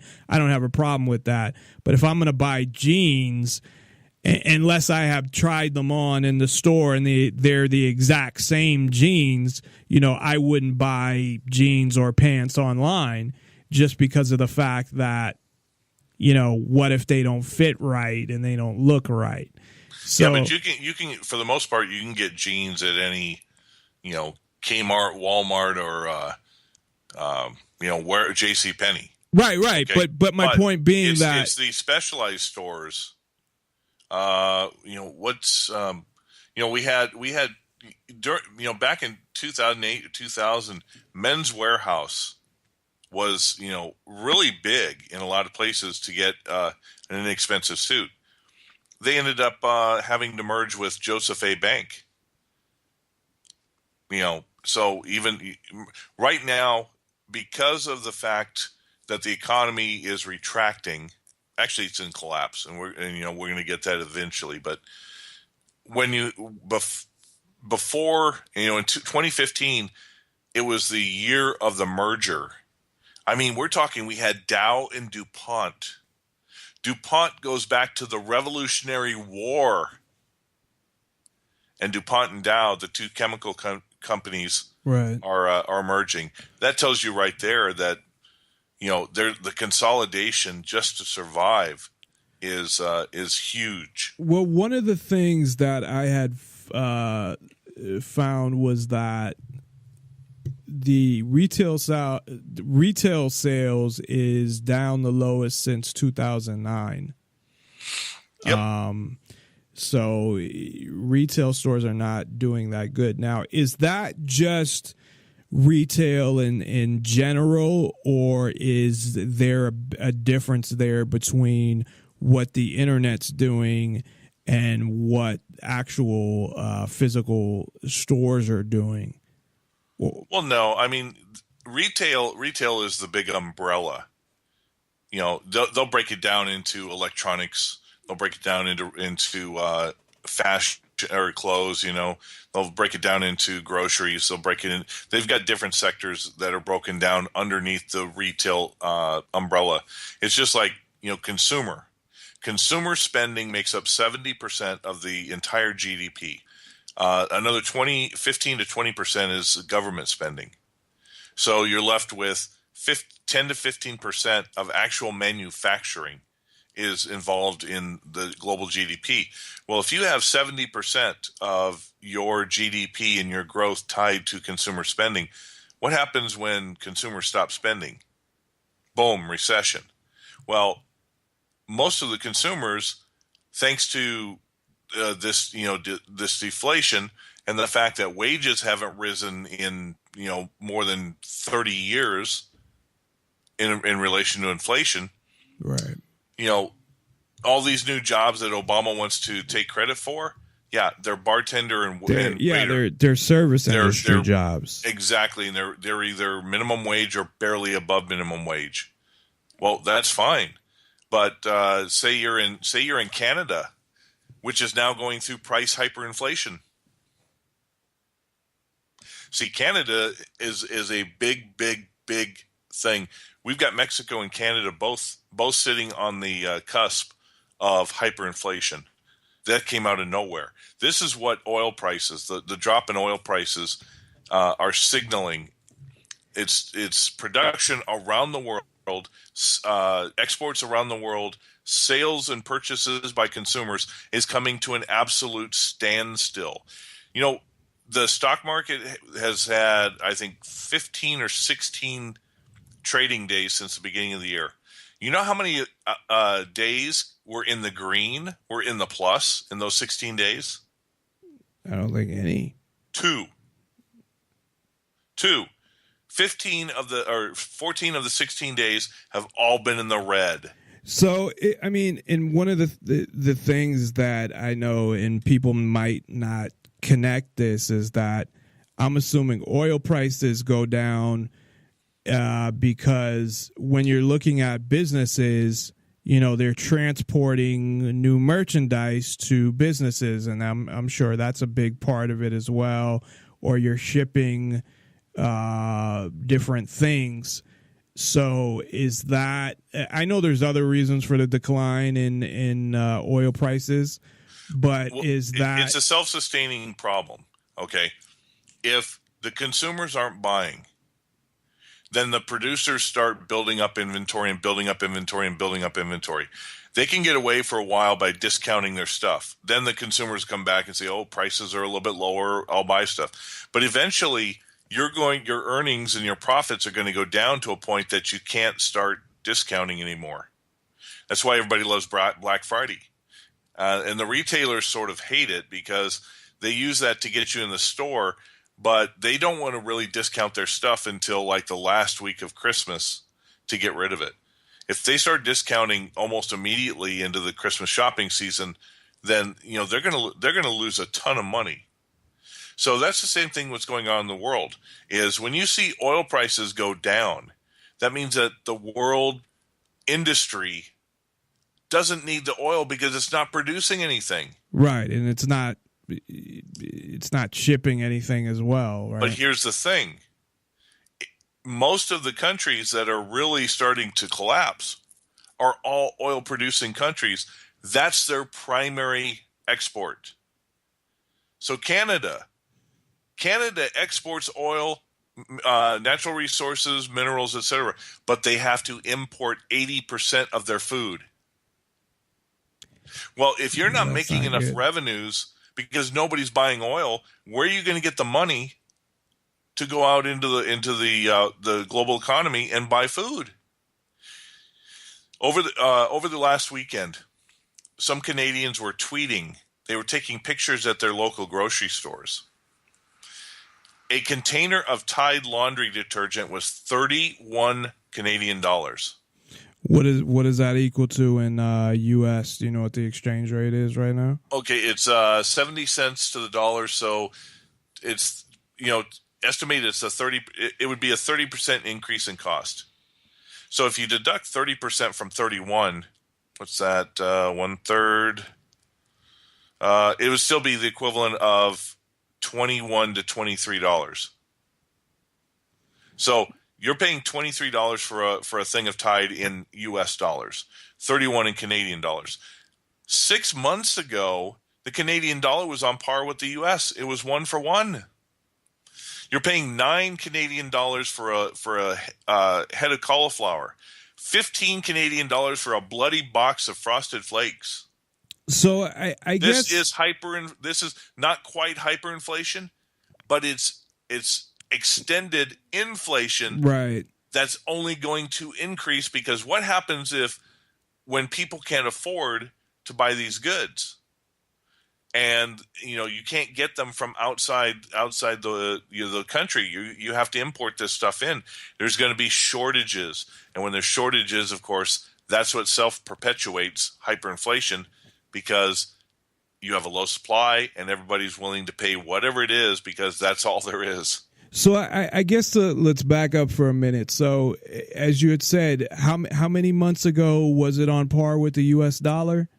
Between 6 and 9 months, right about when the oil prices started falling. What happened that? I mean, I guess oil prices falling would be the main thing, I'm assuming, right? But what happened that oil prices started to fall? And is it within the United States, as you mentioned, and this has been going on, I think, for years, that most of the jobs that are being created are, service industry, shitty paying fucking jobs. And then they say, oh, we created all these jobs. Well, yeah, but they're shitty jobs. So, I mean, is it a result of It's a combination of two things. It's a combination of two things. The world went into recession. Consumers aren't buying as much. As a matter of fact, most of the big sales that are coming out of the U.S. are automobiles and student loans. Well, student loans are $1.2 trillion in debt. So the millennials who just get out of college, they can't afford to buy anything. They're not buying houses. They're not buying cars. They're living with their parents. They're not buying anything. Right, Okay? and it's the from retirees. The retirees aren't buying anything because they no longer are able to get a return. They can't go buy a CD, certificate of deposit. They can't go buy an annuity. They can't go buy bonds because they get no return gold on it. So they're not spending money. They're having to start spending. If anything, they're spending their principal because they're not getting interest. So they're holding back, trying to save whatever principal they have left. Then you have millennials not working, so you're shrinking, and most of the stuff that's being bought today is being bought in debt. We're back to 2008. Everybody's got their credit cards maxed out. The other thing is the geopolitics of it. Saudi Arabia wanted to go after Russia and the U.S. fracking. So OPEC forced prices down 9 months ago. And, of course, since they're one of the biggest producers, most of the other countries like Indonesia, Canada, Mexico, Venezuela, Brazil, all these other oil producing countries, they couldn't compete. They can't offer the oil for a higher price. Nobody would buy it. So they had to drop their prices. One of the things, they're getting less revenue. And once they get less revenue, then their currency devalues in relation to the dollar. This is why the dollar's so strong. All these other countries have to buy dollars to buy commodities from the global market. And since their currencies are devaluing because they don't have any real exports anymore, and they're not receiving any revenues to strengthen their currencies, this is why the dollar's way up there. This is why everybody else is at the bottom. And we have the potential for a Canadian spring, just like we had an Arab spring, because soon they won't be able to afford to buy food.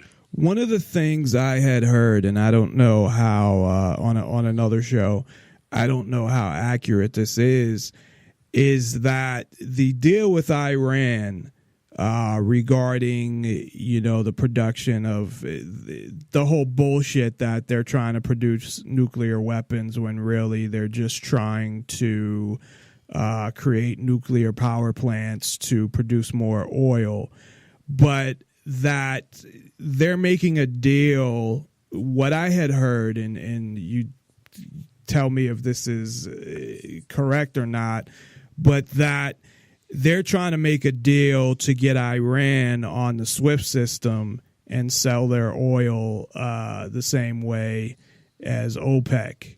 No. You misinterpreted either that or the person who was doing that thing is full of crap. Okay. SWIFT is just the ability to buy dollars. Iran is already a member of OPEC. They've are, because I didn't think they were. They've been sanctioned, and nobody was allowed to buy their oil. That's what the sanctions did. They couldn't sell their oil in the open market. Okay, so that's what it is then. Yeah. They were sanctioned, and they were not allowed to use the SWIFT system for currency interchange. Okay. See, all SWIFT is an information exchange for when currency transactions go.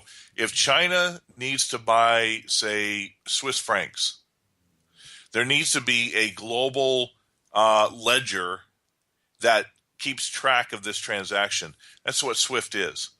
Right. So, no, I understand. So that's that's like the wholesaler of all currency exchanges. It keeps track of all who's got what money, what its value is, where the currency exchange, and yada yada yada yada. They cut off Iran during these sanctions for a decade. They cut off Iran from SWIFT, so they couldn't go buy dollars to go buy, Well, yeah, to buy so weapons, to buy food. that's exactly, and maybe I explained it wrong, but yeah, so basically lifting the sanctions to get them back on the SWIFT system and Correct. sell their oil, so it will benefit the U.S. And what they were saying was that's the real reason behind making the deal with Iran, is so it will lift those sanctions, and then the U.S. will make money off of Iran selling oil. No, it has nothing to do with that.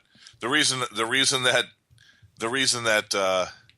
the U.S. backed down and removed sanctions at this time is because the old agreement and partnership between the U.S. and Saudi Arabia is breaking apart. It's falling apart. So they desperately try to ploy to stand with Iran and get into Iran's camp. But Iran, if you've been under sanctions and hate the U.S. for a decade, you sign agreement, you give lip service to signing agreements, but then you do what you want to do. But it still sounds like, from what you're saying, though, because of Saudi Arabia, that they're trying to replace them with Iran by lifting those sanctions, right? For the same reason. So they'll make that money through the exchange. They make it money for the swap, right? But in reality, Iran is, the amount that they make is sort of moot and meaningless. They're only doing 2 million barrels a day. In comparison to the fact that the U.S. can send out 6.5 million per day, that's a small drop in the bucket.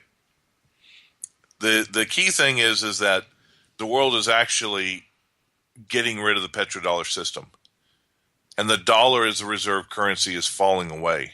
Right. Russia, I wrote an article on this a couple weeks ago. Russia is opening up a new oil market that they're going to price oil in rubles, not dollars. And it's going to compete with the WTI, which is West Texas Intermediate, which is the U.S. oil market, and Brent, which is the oil market in Britain. They're going to compete directly with them, just like the Chinese Shanghai Gold Exchange is going to compete with London and COMEX. So if Russia can offer to buy and sell oil in rubles, why do countries need to have the potential for the U.S. to use the dollar as an economic weapon like it did with Iran for a decade, disconnect them from SWIFT, and wreak havoc on there. Now, countries that are feared of the U.S., they can say, we don't need your dollars. We can just go to Russia and buy in rubles. China doesn't produce oil, but they've created an oil market to sell it in yuan. So that's really what's happening. It's a false gambit, but the problem is that look who we have. We had Hillary Clinton as Secretary of State. We've got John Kerry as Secretary of State, and we got Obama as President. Do you think they really have the aptitude to even run those offices? They don't know what they're doing. They're shooting in the dark, hoping that something sticks on the dartboard. While the rest of the world, the Putins are playing chess, and Obama is lucky if he can, make a move on his checkerboard. So set that aside. The problem is that the global economy is coming to a standstill. One of the things that I was watching the maritime ships. There's a website, and Jeff Berwick actually discovered this. And a couple weeks ago, it was showing all the commercial ships, and there's a radar that can tell where they are around the world. And there was absolutely 0 ships moving between the U.S. and Europe, which is the Atlantic, and 0 between China and the U.S., which is the Pacific. There was no commercial ships moving. Nobody can remember ever when that ever happened. No commercial ships taking goods anywhere on the oceans. That is phenomenal. The most of the commercial shipping is kept under an economic indicator called the Baltic Dry Index, the BDI. Back about a decade ago, the Baltic Dry Index was about 10,000. And it was used because of how much commercial shipping was going on. It was used to determine price for shipping. Like I said, it was 10,000 in the heyday of the housing bubble and the great economy and all that, 2004 to 2006. The Baltic Dry Index right now is 371. It's dropped from 10,000 to 371. So what exactly does that that means there's no mean? exports, no shipping, nobody's buying anything. It's coming to a standstill. Now, remember what I was saying about oil?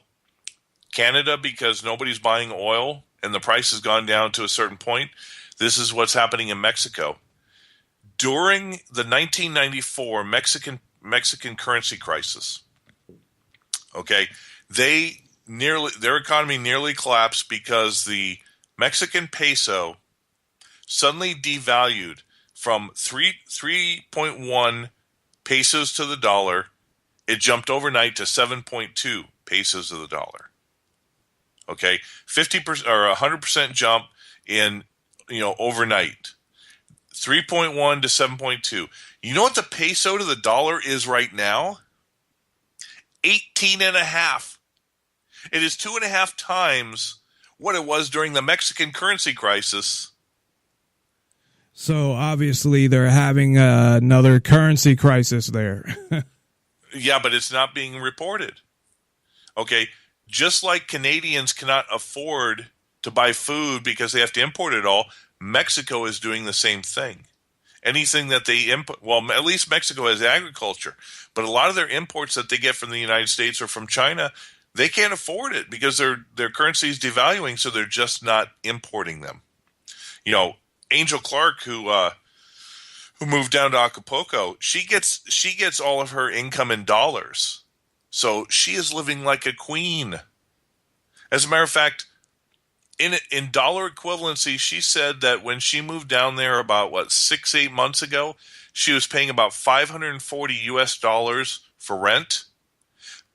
Now, she was paying in pesos, but it cost her $545 to buy enough pesos back 8 months ago to pay her rent.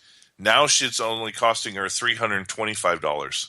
She can buy the same amount of pesos with $325 than she could 8 months ago with $545. Damn. So those who have the dollars, that's why the dollar is so strong, and it's causing other countries can't afford to buy goods because their currencies are devalued against the dollar, and imports are out of the roof. And if everybody has to buy dollars to buy most of these imports, this is why the world is moving away from the dollar, because they need to find a more stable system. And eventually it's going to be a gold-backed system. So, and I know we had talked about that before. So essentially the reason why the dollar's so strong is just because everybody else's currency is so weak. It's not that the dollar is, and that's how it's been for a long time, right? It really started expanding much more in about late 2013.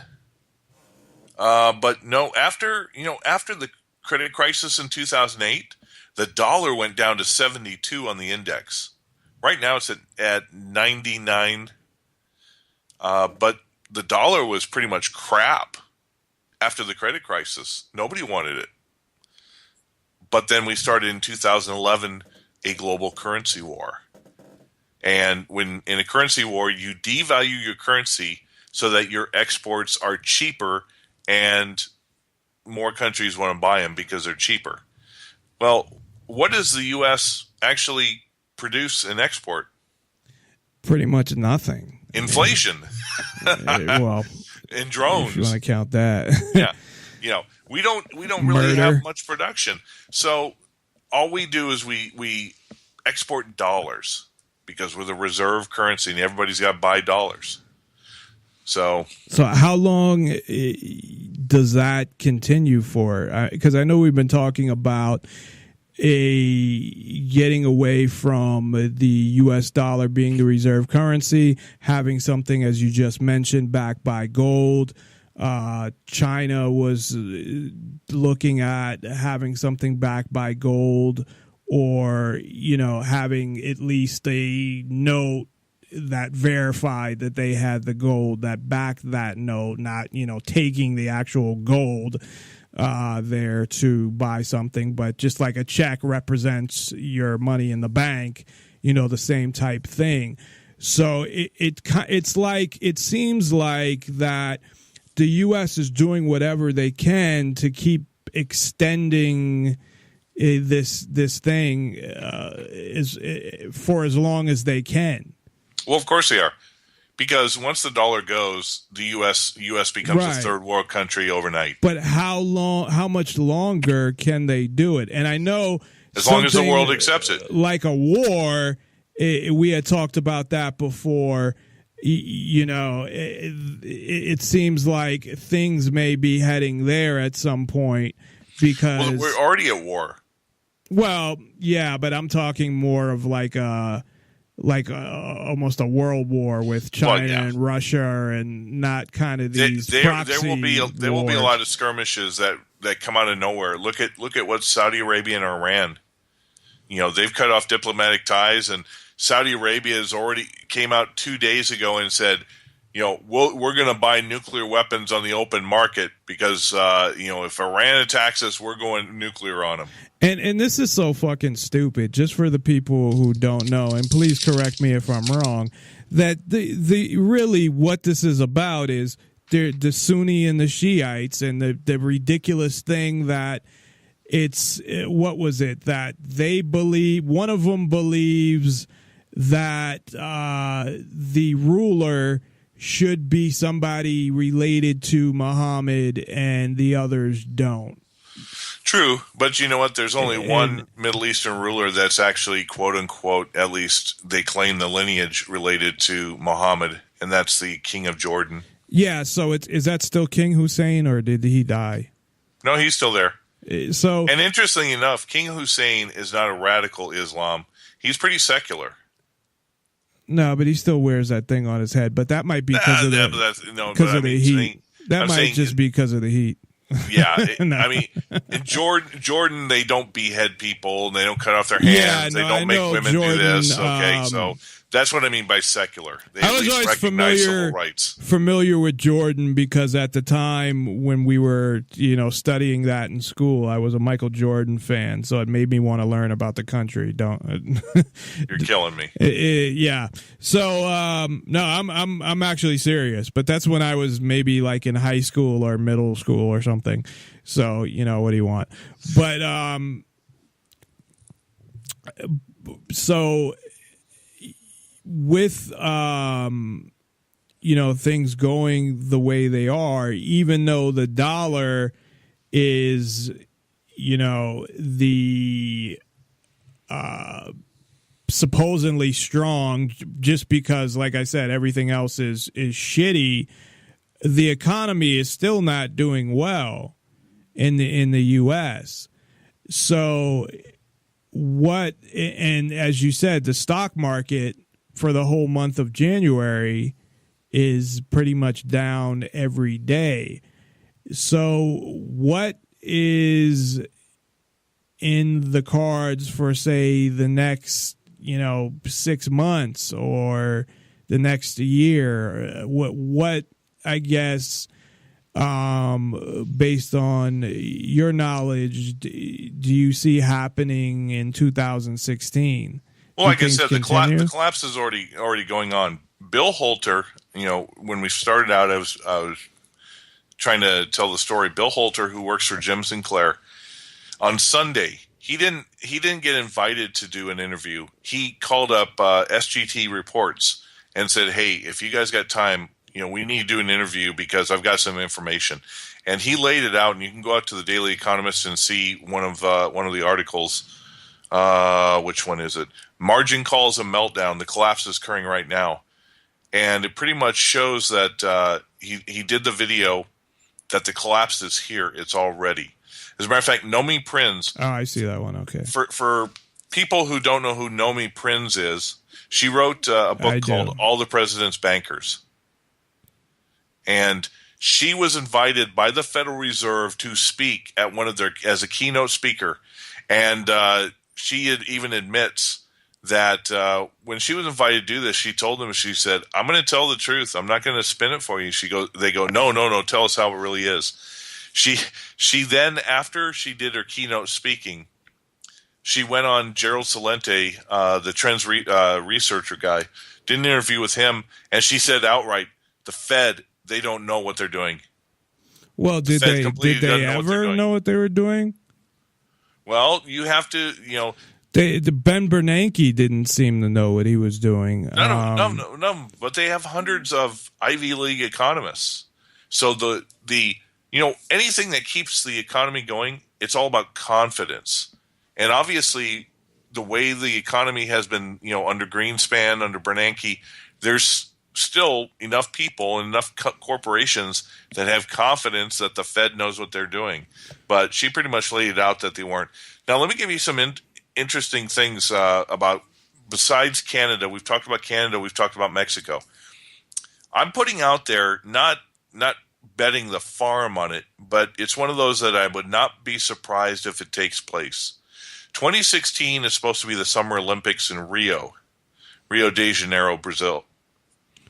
And Brazil's having a tough time right now. Brazil just canceled Carnival. Right?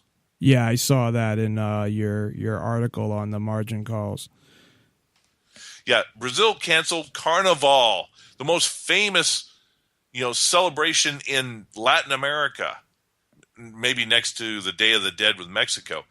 It was also a show. Brazil is also can't afford to pay the electricians and the electricity who are trying to build the infrastructure for the Olympics. So unless they get a windfall from some other outside agency, I would not be surprised if the Olympics this summer get canceled. And because Brazil cannot afford to put them on. So what is going on with Brazil? Because I thought they're one of the BRICS countries as well, right? But their primary export is oil.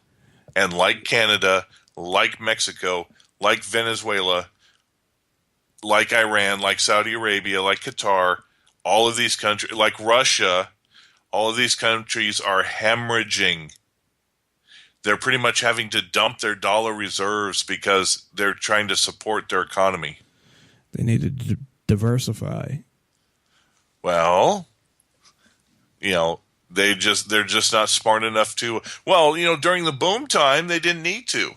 Well, is it possible swimming in dollars from all the oil that they were selling when it was $145 a barrel, and just before the crash of 2008? Well, I'm sure they blew all that money, and that's where you save when there's the booms. You save for the bus, so smart people do, right? But governments are not smart. Saudi princes who buy gold-plated Rolls Royces don't. As a matter of fact, they'll buy a Ferrari or a Lamborghini. And if they get one tiny scratch on it, they just dump the car off on the side of the road and go buy another one.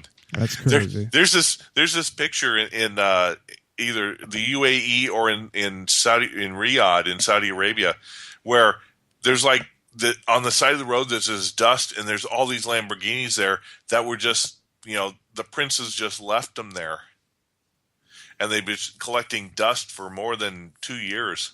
Maybe we should go down there and pick a couple up. Your hand? They know better. Nobody steals in Saudi Arabia. I'm sorry. Well, come down there with a big plane and a bunch of machine guns but no. So, I mean, what? I guess. What is the future for the rest of the world? I mean, okay. We talked about Brazil. The next year, where you have because a lot of these countries that you're talking about, their all biggest exports are oil. I mean, what the fuck happens when the people don't need oil to run cars anymore or run electricity anymore? Or it's a supply and demand issue. Inventories are stacked.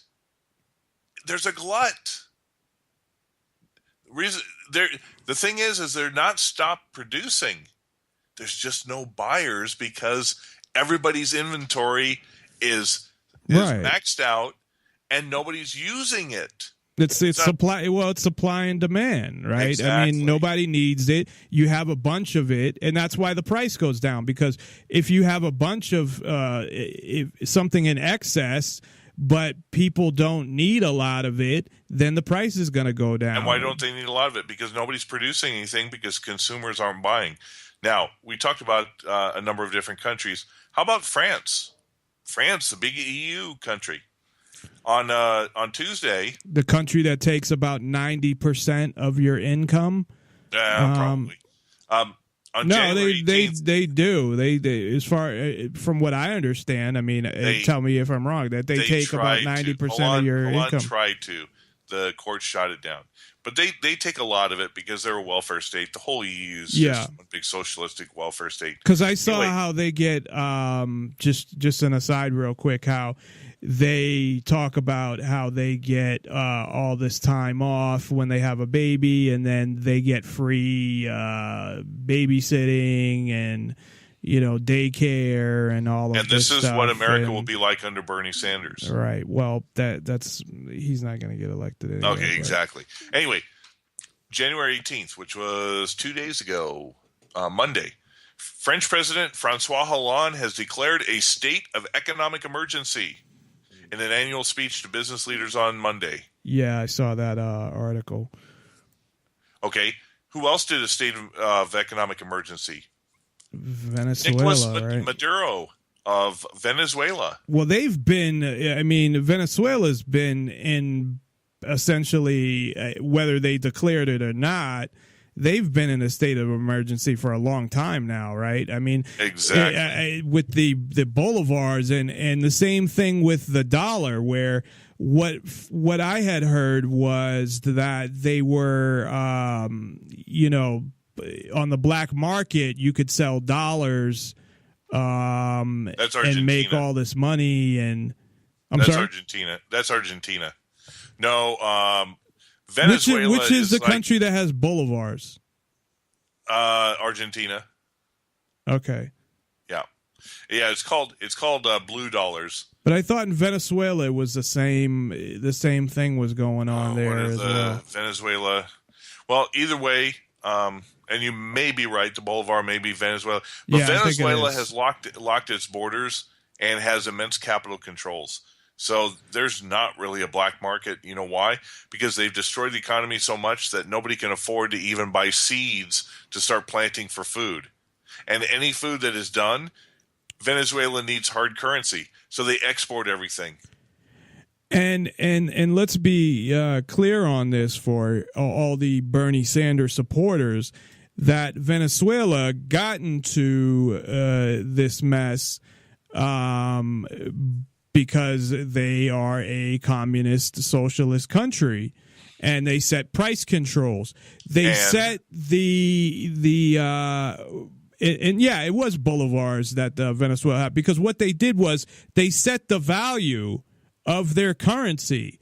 They said, okay, whatever, 10 bolivars is worth $1. Like, they said it themselves. Right. Which you can't, price controls. you can't do that. Well, you can. You can, but it's not going to work. Well, see, it's also price controls on what you can buy. They said if it costs a farmer $100 to make a bushel of wheat, and Maduro comes up and says that you farmer, you can only sell your bushel of wheat for $30.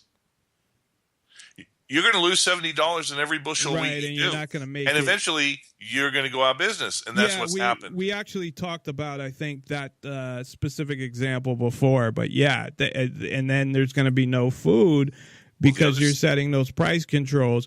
And Venezuela is the place that even 6 months ago or even longer, I mean, they didn't even have toilet paper. This has been going on longer than Maduro.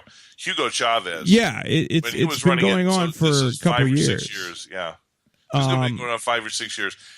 It all started when Hugo Chavez nationalized the oil industry and the mines. Well, if you nationalize it and you don't pay the foreigners who own these these platforms and that, if you're not going to pay them and you're just going to steal it from them, you're never going to get a single foreigner anywhere or country lend you money, build your infrastructure, or do anything. You are stuck on your own.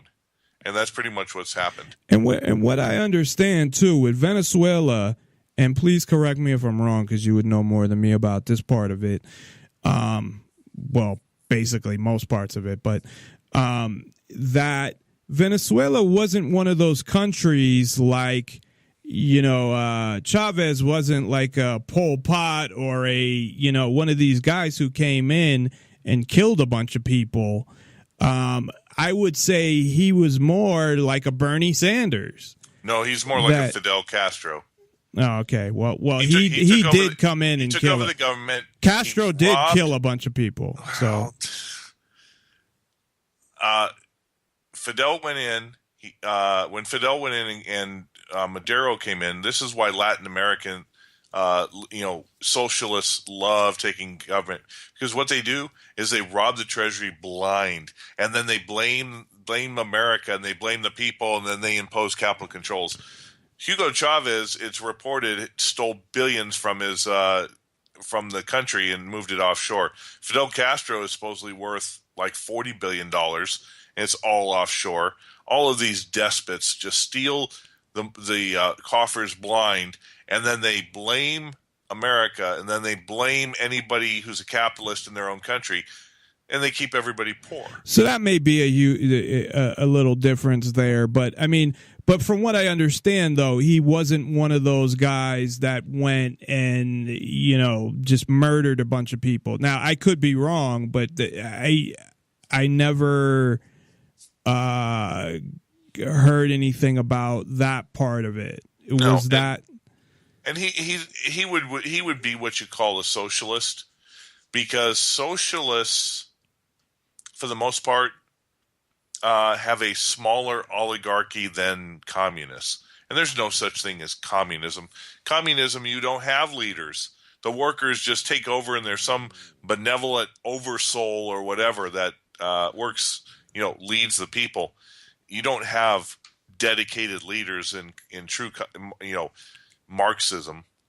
But I just think that, and I know it would be a little different because of all the money that obviously they were taking, but I would put that more of closer, I guess, to Bernie Sanders than all of these other countries because what they do is, and the reason why I'm bringing this up is because what they do is when they talk about communism, or democratic socialism, whatever they want to use, and when I'm saying I'm talking about the supporters.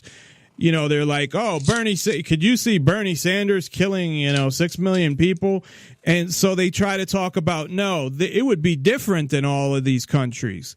And it might be different in that a bunch of people aren't getting killed, but they're definitely going to be going to jail. I mean, Bernie Sanders even came out and said, well, this person should be in jail and this person should be in jail. And he's talking about people that are running businesses. Maybe some of them do deserve to be in jail, but you'd have to have evidence in a trial. If there's one thing that Bernie Sanders, Nicolas Maduro, Hugo Chavez, Fidel Castro, if there's one thing that they all have in common, is that they play envy politics. Remember, they're all the rich, tax the rich. The rich are the ones you've got to get. Okay, it's envy politics. That's what they do, is they appeal to the unintelligent, uneducated, illiterate, poor, and point and say, it's because of them that you're poor. Let's get them. I'm going to tax them, and then I'll give it to you. And, of course, the poor people who have nothing and are not smart, They and believe no it. motivation, Yeah. and not willing to get out on their own and want reliance on the government. Yeah, tax the rich, steal from the rich, give it.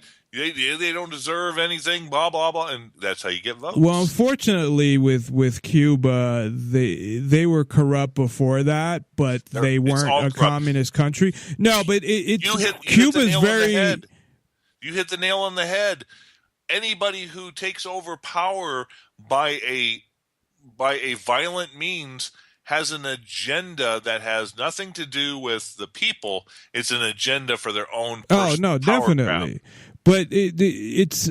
I was just gonna say, and then we'll take a quick break. That in terms of Cuba, it's very sad because Cuba could have been a great place for people to go and vacation, and it's right off the coast of Florida, and it could have been so much different. I don't know if you have seen, I'm sure you've seen Godfather 2. Sure. Where, the mafia was involved there and there was some corruption there, but they were going to set up casinos, and it probably at some point the mafia would have been pushed out like they were in Las Vegas, and it would have been a great place for people to go. Well, it was a great place. And then it was, but it was still some corruption. I don't know, the for corruption the was average. actually the U.S. corporations. That's why they did the nationalization, the overthrow, is because pretty much the U.S. corporations were over there, and what they did with fruit in the fruit companies. That's why they're called banana republics, because they take over. Well, that was part of even mentioned in The Godfather. Yeah, the fruit company, the United United Fruit Company. Yeah, and that was a corporation who went in there. Pretty much used the mafia and extortion and bribes to take over the big industries in most of the Latin American countries, and pretty much bought the legislature, and it was just a corporatocracy. That's what was going on in Cuba. And that was, I don't knock Fidel Castro for his revolution. The problem is that Fidel he Castro murdered a bunch of people. That's where, at a certain point in his revolution, it was no longer about freeing the people. Yeah, it was about him seizing power.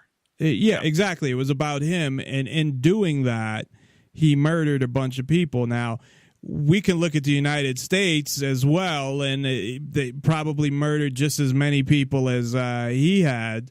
But the Revolutionary War was not one that didn't use. No, I was thinking of recently and bombing, innocent people with drones and shit, because I'm talking more, about innocent people than people that not deserve to die, but die in a war. But we'll take a quick break. Again, if you want to read any of these articles in detail, just go to thedailyeconomist.com.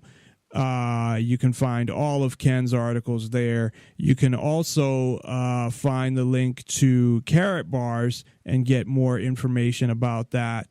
And Ken, I always ask you this, but people can contact you through the site as well if they have questions about Carrot Bars and stuff, absolutely.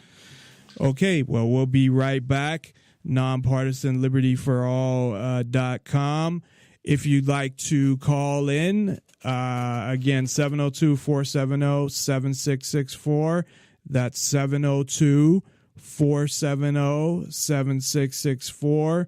Or you can Skype in at Nonpartisan Liberty for All. It's all one word. Again, Nonpartisan Liberty for All. Send a contact request and your name and where you're calling from and what you want to talk about. And we will be right back with Ken Schortgen, and more about the economy when we come back. NonpartisanLibertyForAll.com.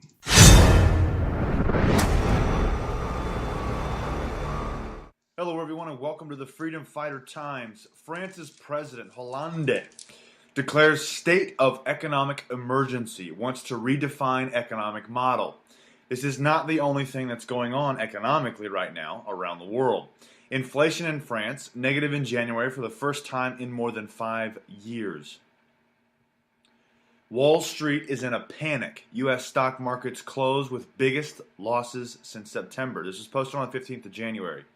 The Dow Jones Industrial Average lost 391 points on Friday, making it the largest daily point loss since September of last year. The sell-off was triggered by plummeting oil prices and turmoil in Chinese markets. Now, not only that, but here we go. Big banks are cringing as crude oil is crumbling. The title of this is Big Banks Brace for Oil Loans to Implode. What does this mean? Obviously, this is CNN money. So let's take out the fear factor here. Obviously, there is a plan that's going on behind this economic disaster we've got building right now, if you would. Firms on Wall Street helped bankroll America's energy boom, financing very expensive drilling projects that ended up flooding the world with oil. Now that oil glut has caused prices to crash below $30 a barrel. Turmoil is rippling through the energy industry and souring many of those loans. Dozens of oil companies have gone bankrupt, and the ones that haven't are feeling enough financial stress to slash spending and cut tens of thousands of jobs. 3 of America's biggest banks warned last week that oil prices will continue to create headaches on Wall Street, especially if doomsday scenarios of $20 or even $10 of oil, $10 for oil, play out. For instance, Wells Fargo is sitting on more than $17 billion in loans to the oil and gas sector. The bank is setting aside $1.2 billion in reserves to cover losses because of the continued deterioration within the energy sector. JP Morgan Chase is setting aside an extra $124 million to cover potential losses in its oil and gas loans. It warned that figure could rise to $750 million if oil prices unexpectedly stay at their current $30 level for the next 18 months. The biggest area of stress is the oil and gas space. Mariana Lake, JP Morgan's chief financial officer, told analysts during a call on Thursday, as the outlook for oil has weakened, we would expect to see some additional reserve build in 2016. Not only that, it's not just France, it's not just here, but we also have Puerto Rico is in economic collapse, but things could get even worse. Although there are many ways this crisis could escalate further, it is clear that Puerto Rico is already in the midst of an economic collapse. Puerto Rico is already in default. It is shifting funds from one creditor to pay another, and has stopped payments altogether on several of its debts. As predicted, creditors are filing lawsuits. The Government Development Bank, which provides critical banking and fiscal services to the central government, only avoided depleting its liquidity by halting lending activity and sweeping in an additional deposits from other Puerto Rico government entities. A large debt payment of $400 million is due on May 1st, and a broader set of payments are due at the end of June. Venezuela declares economic emergency amid currency woes. Venezuela's socialist government decreed an economic emergency on Friday that will expand its powers and published the first data in a year that shows the depth of a recession fueled by low oil prices and a sputtering state-led model. The central bank, which has been blasted by critics of President Nicolas Maduro's government for hiding statistics since the end of 2014, said the South American OPEC nation's economy shrank 4.5% in the first 9 months last year. Inflation soared in that period to an annual rate of 141.5%, the world's worst. Venezuela's oil-dependent economy is forecast to perform abysmally again in 2016. Maduro lost control of the National Assembly in a December election due to voter ire over the crisis. Moving on from there, U.S. stocks post worst 10-day start to a year in history. U.S. stocks closed sharply lower Friday, locking in the worst 10-day start to a calendar year ever. As oil prices plunged and investors worried about slowing growth in the U.S., during the course of the session, the S&P 500 broke below its August 24th low, which several market strategists said would be a tantamount to a major sell signal. To trade at its lowest level since October 2014, the Dow Jones Industrial Average was briefly down as much as 537 points. And of course, the oil incident's still going, but hang on, we got more. Here it comes. New York Fed president says if economy weakens further, would consider negative rates. Remember when the Fed's dots less than a month ago suggested there would be 4 rate hikes in 2016? Ah, the memories.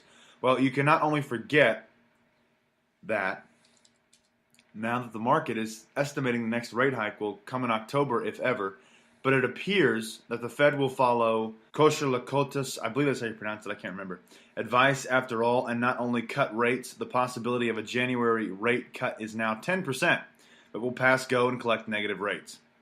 Dudley, if economy weakened, would consider negative rates. After today's atrocious recessionary data, one can be certain that the Fed is furiously considering negative rates. While the comment came from the Dudley Q&A, his full speech can be found there.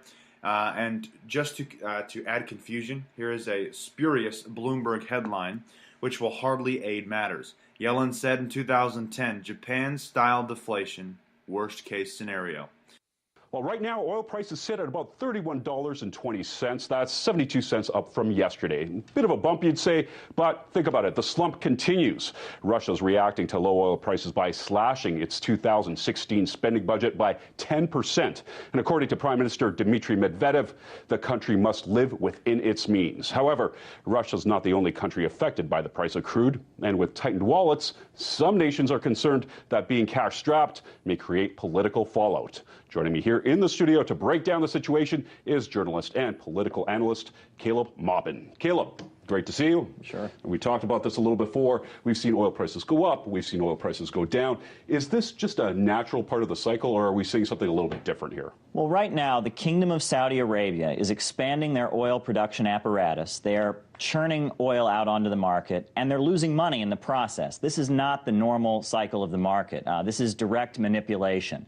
In the 1980s, the Reagan administration and Brzezinski, they deliberately manipulated the oil prices in order to hurt the Soviet Union. And I believe that today they are manipulating the oil prices and trying to hurt Russia as well as Venezuela and Iran.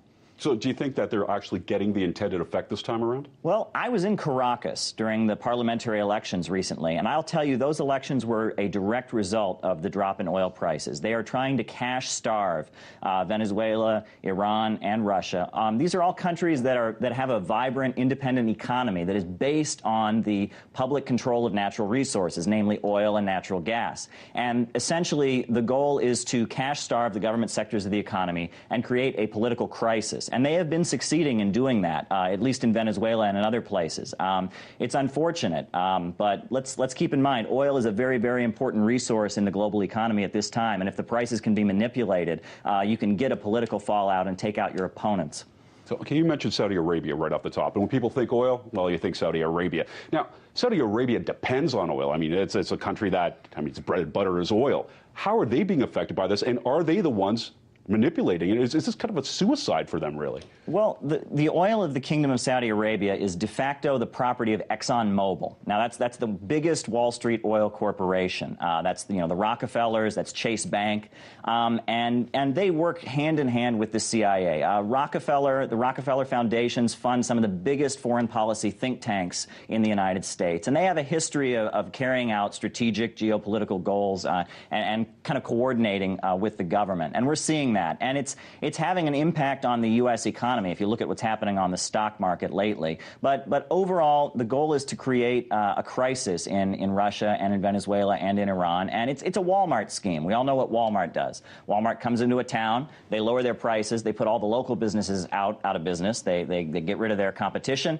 then they raise the prices back up. And that's what they're doing on a global scale. This is a global Walmart scheme being carried out by ExxonMobil and the CIA. So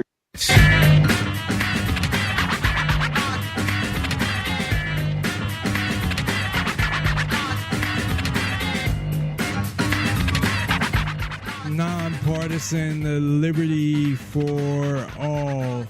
And we are back with Ken Schortgen of the Daily Economist, thedailyeconomist.com. Also, check out Carrot Bars on his site as well and get some more information about that. So, with it seems like essentially that the situation now, and I think about like the TPP and all of that shit and all these trade agreements that really seem to be meaningless at the moment, which is a positive thing in a way, even though what's going on isn't positive. But it seems like the whole world economy is just falling apart. Yeah, that's what. Oh, I'm getting a echo now. Oh, that's because I turned that up so you could hear the during the break. So no worries. I turned it back down, so you should be good now. Let me give you some things that came out the last couple of days. The former chief economist for the Bank of International Settlements, BIS, which is the bank of central banks. It's where the Fed answers to. This is what they came out. The financial situation in the world has become so unstable that a new wave of defaults and bankruptcies will soon emerge, says William White, chairman of the OECD and former chief economist for the BIS. He said it's obvious that we are in recession and that many of these debts from the 2008 crisis were never served or repaid.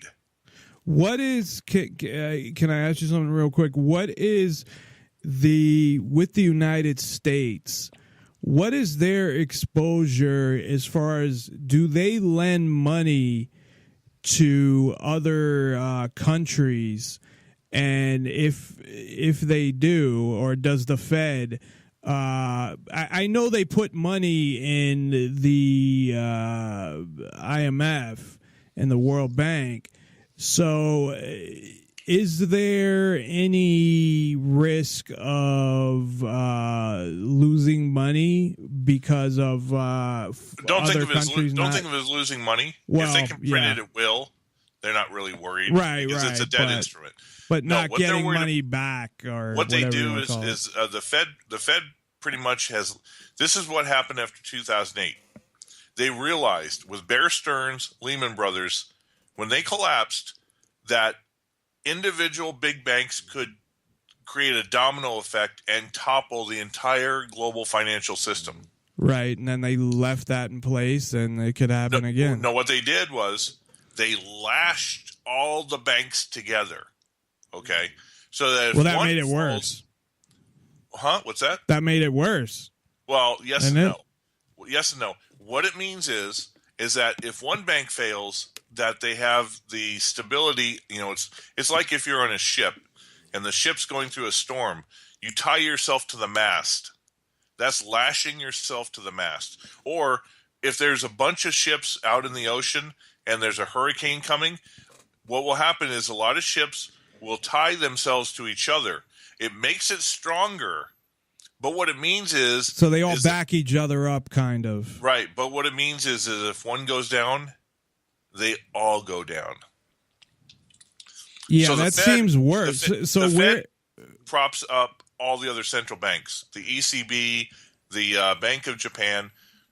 During the 2010 crisis... Oh, so hold on, just to take a step back. So you're saying that the Fed props up foreign banks... Oh, yeah. As well. God, but do they do it through the IMF, or do they do it directly? No, the IMF has a different or function. The World Bank. There's like 2 World Banks or something, right? See, you have to go back to when Ron Paul finally was able to get a small audit of the Fed, and it was then that it was found that the Federal Reserve had printed $29 trillion, of which more than half of it went to foreign banks. Oh. Okay, more than half of it went to foreign banks. Some even went to corporations like McDonald's and Harley-Davidson. What was the rationale of giving it to foreign banks? And was it a loan, or was it just to prop up the fucking bank? It was prop up the bank because they were all insolvent. So they never got any of that money back? Not really, no. So what is the... I mean, I guess it's like, it reminds me, you go back to the Rothschilds and how, I mean, they got paid back, though, but how they'd lend money to both sides.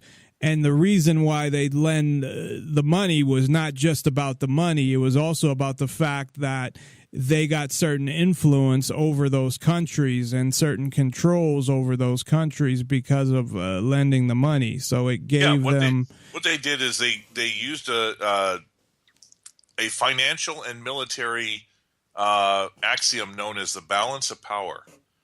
When Rothschild established his first bank in Austria-Hungary, he sent his 5 sons out to Britain, France, Italy. Germany wasn't really a country yet until 1870, but to 5 different major powers. Wasn't it like Prussia at that point or something? Well, Prussia was... See, when Germany was created in 1870, it took 39 principalities and made them into one country. Oh, okay. But Prussia was just one simply of them, right? one of the principalities. They were separate things. So anyway, Rothschild sent out his 5 sons to 5 major places, took over their central banking. And what happened was, if one country, one government, or one king at the time said to this private central bank, I'm not going to pay you back, then what would happen is, say France didn't want to pay back its debt. Then the private bank, the Rothschild Bank in England, would go to the King of England and say, you need to go to war against these guys. So they created all these wars in the 19th century as a means to ensure that the governments would pay back the Rothschild banks. Right. But I know when Napoleon was at war, that they were giving money to both sides of the war. Kind of like almost now, I'd equate it, and maybe this is a bad analogy, but how people give money to both parties, because Donald Trump? Well, him and everybody else, the Koch brothers, whoever, that they give money to both parties to kind of have control over, no matter what happens. Exactly. They make sure that they're on the winning side. That's what they do. Correct. And that's how it's pretty much done. And see, the Fed, all central banks are privately run central banks they're shareholders of the major banks. Our Federal Reserve has foreign banks that pretty much are on the board and control our monetary policy.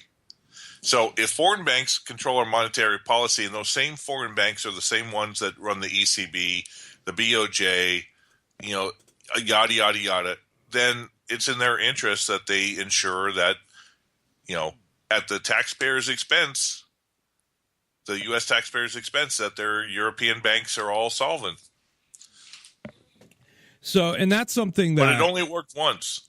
It only worked once. The TARP and the bailouts that took place in 2008, that's why Dodd-Frank was forced through so that the government would not bail out the banks the next time. Guess who does? But is that... Yeah, I know. That's the bail-in where they take your money, which is why I don't really keep much money in the bank except to cover my fucking bills. But is at that time, is that when they also bailed out the foreign banks as well? Yeah. And was that the only time though that they? Oh no, they've done it throughout history since the 17th century.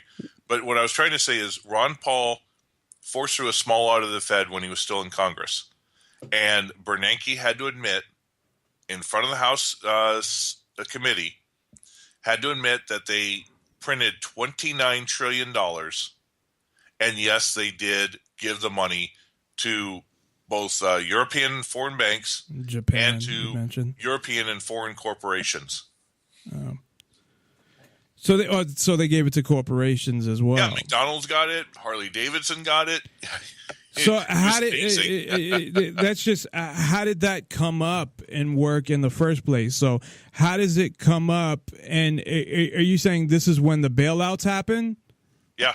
So when the bailouts happen, how does it come up that Europe gets bailed out, and maybe that's because of it was so connected. Who's the shareholders of the Federal Reserve? Right. Well, that's what I was going to say. It's so connected that they have to do that. Exactly. But the entire world is run by 152 corporations, and those corporations are run by like 26 corporations, and then of course at the head are a select group of oligarchs, the powers that be.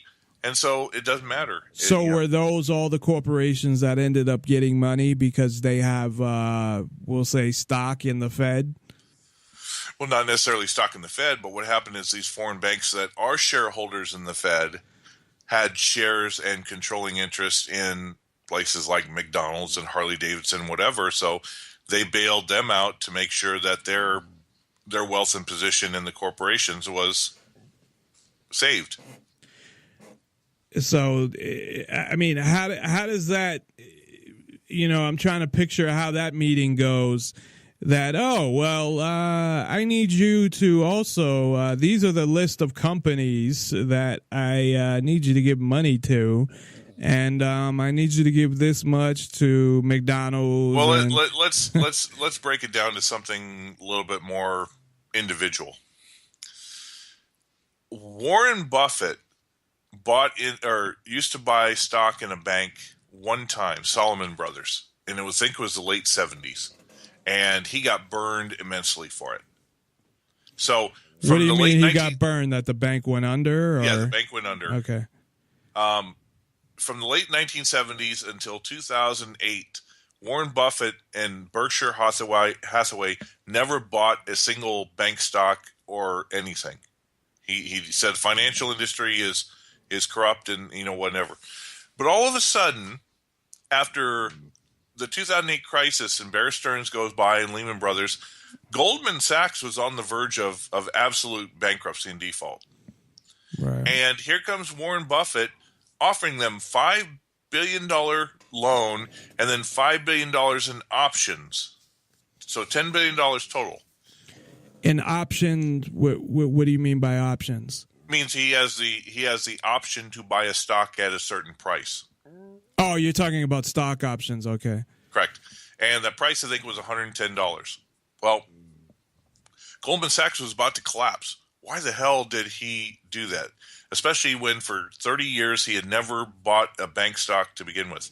Why? Because Warren Buffett, contrary to the old grandfatherly way he's a fraud. He's full of shit. He is an insider, and what he knew that the government was going to bail out AIG.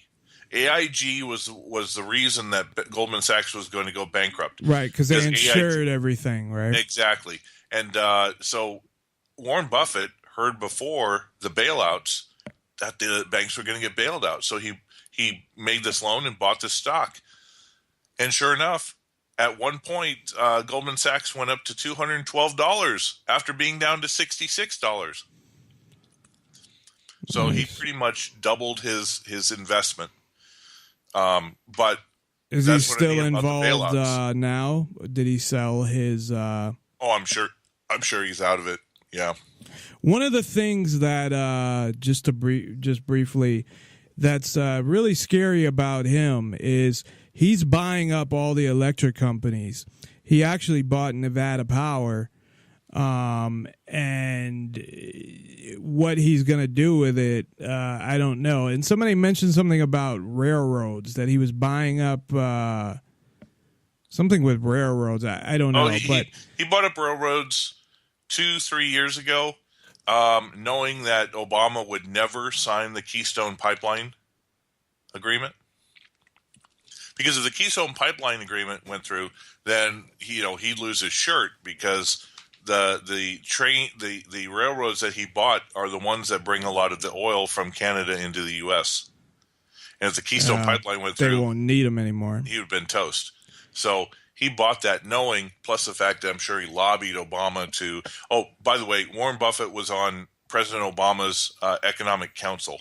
Yeah, and he seems too much friends with Obama, and basically, I mean, it doesn't really He's matter. friends with Bill. He's friends with Hillary. It doesn't matter who's in there. As far as I'm concerned, the agenda is going to be the same. And it's with him buying up all these power companies, and that with the global warming and jacking up the price, which he has done in certain places. That's what I am concerned about. What he's going to do, whether it's shut some of these down or to jack up the price there and have that with how they want to basically tax CO2. So they want to tax what you breathe out. But the interesting thing is who was the one who pretty much ran foreign policy for Jimmy Carter? The fucking what's his name? Zygmunt Brzezinski. Oh, I thought it was. Now, most people don't know very much about Zygmunt Brzezinski besides his book, The Grand Chessboard. But Zygmunt Brzezinski was a professor of economics, and I think it was Columbia. The significance of this is Columbia University in the 1930s, during the Great Depression and the uprising that was going on, Columbia University had the creation of the technocrats. And the Technocrat Society ended up having about, I think, 500,000 people at its They like to play Techno Bowl? No, not the video game. The technocrats believed that money should be determined by energy, not by gold, not by any other commodity, by energy. And so when the petrodollar agreement was done, guess what? Money was suddenly backed by energy. Well, now that the petrodollar is pretty much coming to its final days, how can they take this to the ultimate? Well, you do it by carbon credits, energy at its greatest source. So what they want to do is they want to try to create a global monetary system that's based on carbon credits. This is why, out of nowhere, this sudden move for climate change, man-made climate change and control, because at its core is the attempt to bring about the singular global financial system. And it's going to be based on energy, i.e. carbon credits. So when you hear Al Gore and all that try to tell you about that, well, you know what? I'm sure right now this vast winter storm that's hitting the East Coast right now, the people really want to hear about global warming. Yeah, I was going to talk. The whole thing has been from day one a sham, but it's to desensitize and program the people to a false emotional thing, because at its core they want to create this carbon credit system. And you know what? Guess who created Carbon Credit Company? Al Gore. Al Gore, yeah. The money would all go to him. He's trying to sell. His Blood and Gore company. That's his partner. Blood. That global warming and this and this and this, and yet he creates companies that then will profit from it. Exactly. It's a fucking big scam to give Al Gore all the money. Well, his company is Blood and Gore. It's literally his partner's blood. It's Blood and Gore. I think they call it Gore and Blood, but but hold on a second. There was something that occurred early in the middle of 2015 that sort of takes this thing to an even bigger level, and it might be the end of oil, and it might be the true reason why we're seeing oil prices completely collapse. Rockefeller, his claim to fame was Standard Oil. The Seven Sisters. David Rockefeller. Well, yeah, David Rockefeller. Or the original Nelson. Okay. Nelson Aldrich Rockefeller, I I think, know who you're in the 1860s. He discovered oil in Pennsylvania, started Standard Oil, and created the giants. And then they split off with the Sherman Antitrust Act, but he still just controlled all these oil companies by, different corporations holding companies in different name. Right. Rockefeller, it was came out in the media, has sold every single share he has in the oil industry. Now, wait, are you talking about now? Yeah, now. So now you're talking about who? David Rockefeller? Well, the Rockefeller family cabal, Okay. the corporation, Right. They got rid of being in oil. Now, why would they do that? Because oil is the true currency of the world, the petrodollar. Plus, it's the vital thing that runs all of industry, all production, everything is if oil in it. he knows something that obviously we don't know. Bingo. Guess what is very soon about to be announced by the Russians? I've been hearing from sources that Russia has finally completed cold fusion. I thought that was something that I remember hearing about that in movies and. Well, yeah, cold fusion's been a theory for forever, but like I said, from sources I've been hearing, they are pretty much at the point that they've achieved cold fusion, and so what exactly does that mean?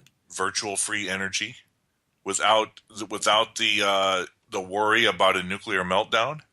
But how would that work? Hydrogen fuel cells. Well, cold fusion, you could set up a cold fusion at any of these power plants and they would pretty much run all the electrical grids. And then hydrogen cells are pretty much achieved, which means you can have hydrogen cell that's going to break down air, and your exhaust, all that's going to come out is water vapor, and the hydrogen that breaks down from water is going to fuel your cars, fuel your homes.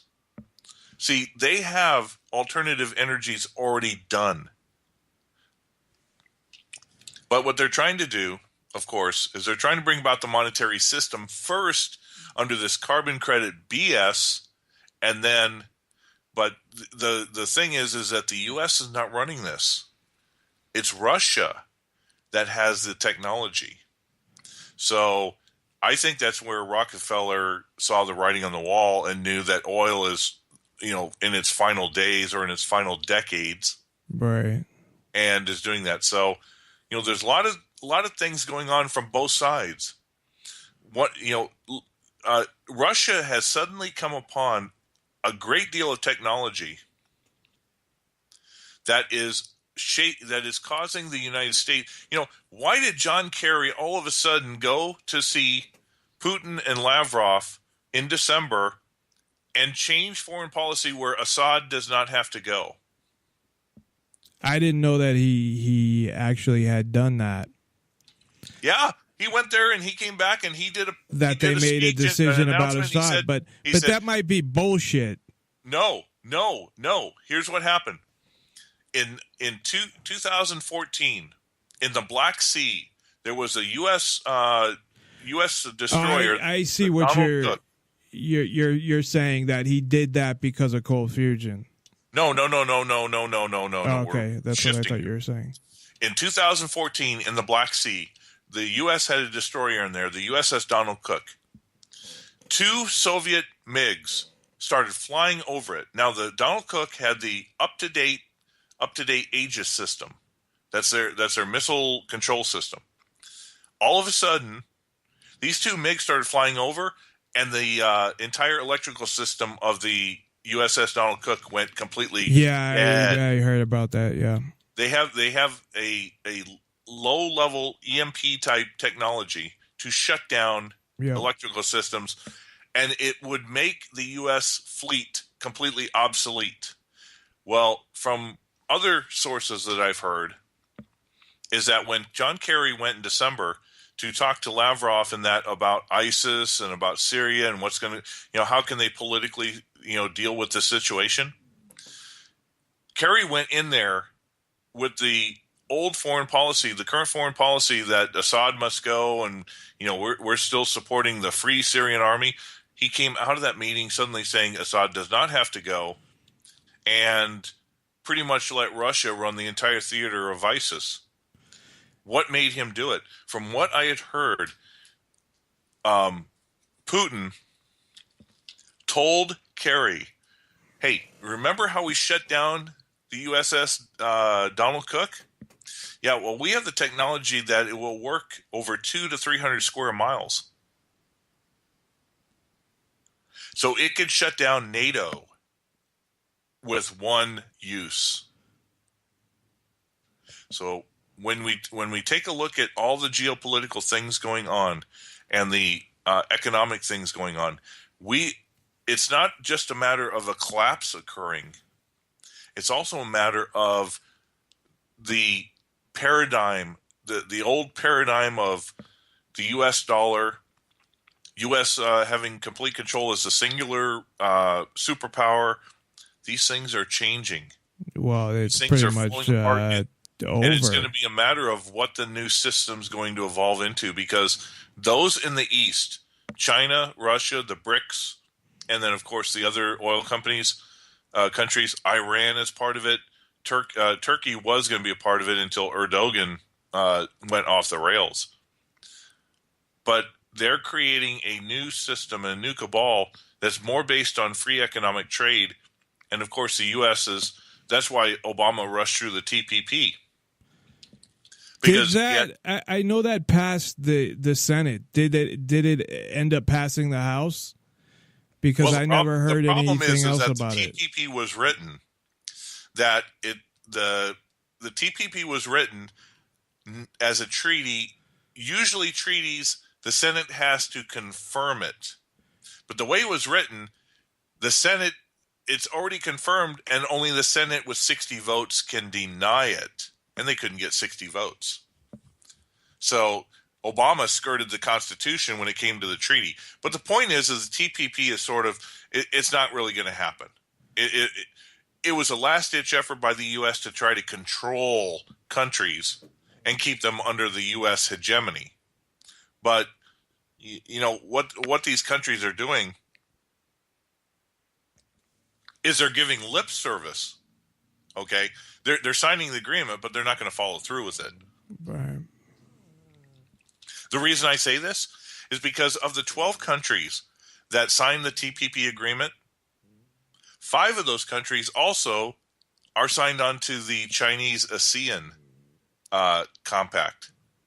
So how can you have countries that have agreements with China when it comes to free trade and still be under the TPP, which is completely, in opposition? So it's lip and service. it's not even a fucking free trade agreement. I mean, that's part of it, but it's the things like 30 chapters of. No, they don't even know they don't even know what's in it. They had to sign it before they could see what's in it, and they cannot report what's in it for 10 years. No, I know they had to go. You're talking about the TPP, right?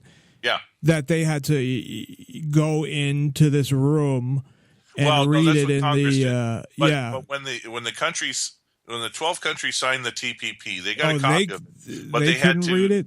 Huh? The countries that signed on to it couldn't read it. They got to read it after they signed it. That's insane.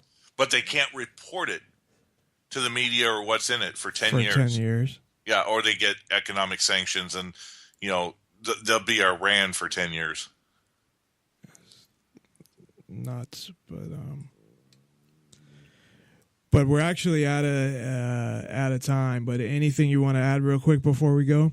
Yeah, one last thing. RBS, which is one of the top 15 banks in the world, Royal Bank of Scotland, on Monday has advised clients to brace for a cataclysmic year and a global deflationary crisis. And they are telling all their clients, sell everything. So basically, is that a bail-in that's going to be going on, or No, what they're saying is if you own stocks, they're telling their clients who own stocks, sell everything. Sell them? JP Morgan came out with the same type of memo last week that told its clients, sell into every rally. These banks know that the stock market is going to go, it's going to tank, it's going to keep going. So down. what can you do with a 401k or mutual fund? Most people are afraid to take the early withdrawal penalties. And Well, they won't. Penalties, but they won't let. Like I tried to do that, they won't let me. Well, I get a financial advisor to look into that. The only reason that I did it in the first place was because they match it, so it was like free money, and then I was going to take it out. 401k? Yeah. Is it a company you still work for? Yeah. Okay, then you're screwed. Yeah, No. I have to leave the company to take the money out. Exactly. So that's the problem, and I don't know, if I can shift it to something else within there. Because the companies do that because what you're buying is you're buying their stock. Yeah, but no, they're not. I know what you're talking about, but they don't force you to buy their stock. They do a match, either whatever you do with it. I would talk to somebody in the HR department who deals with the 401k and see if you can put it into a gold IRA. Yeah, that's what I was just thinking of. But I would actually talk to them because I've talked to them before, and they do that. So maybe I'll give them a call tomorrow, because I heard that you can do that. I don't give advice. No, I know. So, yeah, but no, that's what I was thinking of anyway, because I had heard that you can do that where you can have a gold IRA. Will the gold actually be there, though, to support the money? That's a great question. So if you don't hold it, you don't own it. That's when it comes to gold. Yeah. So, I mean, it seems like you get screwed either way. Welcome to the American and Western financial system. Because a lot of times you're going to find capital controls. Pretty soon the banks are going to be so illiquid that you're only allowed to take out so much per day, per month, per week. They're going to limit that. And then of course, hedge funds that run a lot of these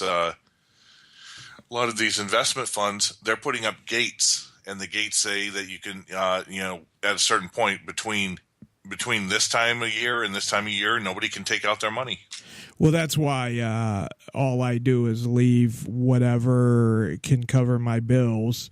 And then, I have a safe deposit box somewhere that's not even, anonymous, and keep, everything in there. And basically, they can't touch it. Now, if the dollar collapses, that's not going to help. But that's why I had the gold. Unfortunately, I was in a situation where I needed to cash that in. So I got to start building that up and get it involved in carrot bars. But I want to get a certain amount of money saved up, which I did have. And then I had to use some of the money for something, but I still have a significant amount saved up. So pretty soon I'm going to get into that as well. Yep. So, well, thanks as always for joining us. And that might be something that everybody out there might want to look into. Of course, as Ken said, we don't give advice. But it might be something that people want to look into regarding whether it's a 401k or what you have in the stock market or any of your financial investments.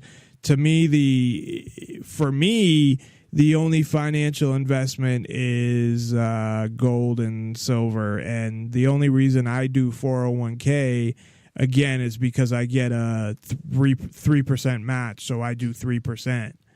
But I thought I was going to be able to take it out and just pay penalties.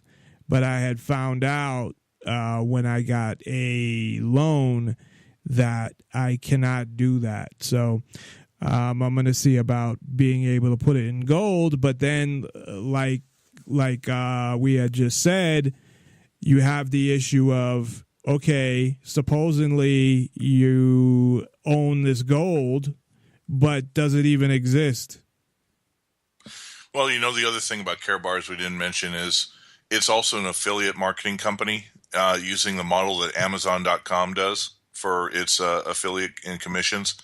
So feasibly, you don't really have to spend too much money to buy just a package to get in on that affiliate. And over time, if you know people who want to buy gold, you get them signed up to buy gold or to buy a package as an affiliate, and you can start building your own gold savings plan. That's the thing about it is you're talking people into taking fiat currency and buying real money. So it's a zero-sum game.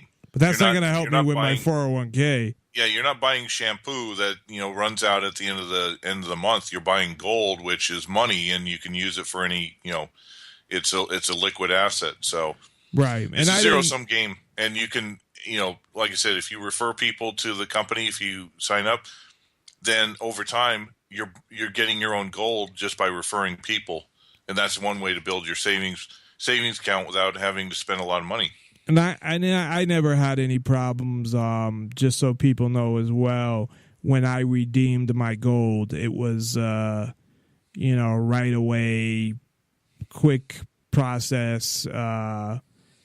It's not if people that aren't familiar or even have gold but never actually went in and sold it back to a company that buys gold, it's a really quick and easy process, just so people know. But yeah, the problem is that's not going to help me with my 401k with Karatbars, unfortunately. So I'm going to have to find something to figure that one out. But there's different investments. There's like 3 different types of investments. It's not all stocks. It's but I think it's like stocks, bonds, and something else. I don't know. I got to look at it. But all right. Thanks again for, like I said, as always, for joining us. And unfortunately, most of the time when you come on, it's bad news, but I guess it's not that bad. We've had worse. So we'll see how long that the dollar holds up. In a couple of weeks, we'll see what the stock market's done. We'll see if there's any defaults, as we listen to the clip in between the break. Puerto Rico is on its way out. Even Saudi Arabia has the potential to collapse from its debt obligations. It's moving. Everything's moving fast and furious. And in 2 weeks, we could have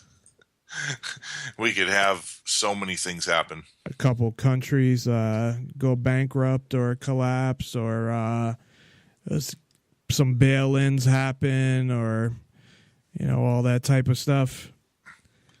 Yep. So never know. That's why you can't predict a date, because things are going way too fast. Yeah. All right, man. Well, we'll talk to you in a couple weeks. Yep.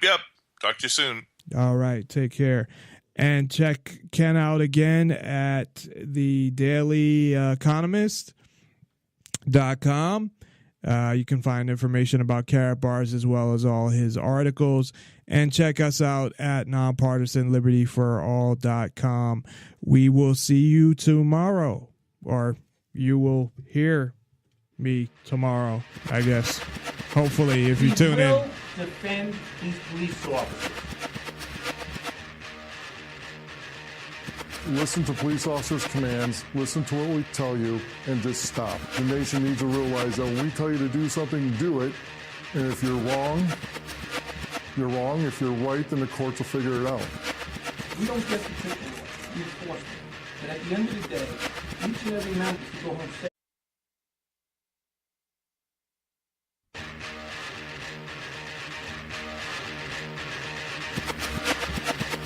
We will defend these police officers. Listen to police officers' commands, listen to what we tell you, and just stop. The nation needs to realize that when we tell you to do something, do it. And if you're wrong, you're wrong. If you're right, then the courts will figure it out.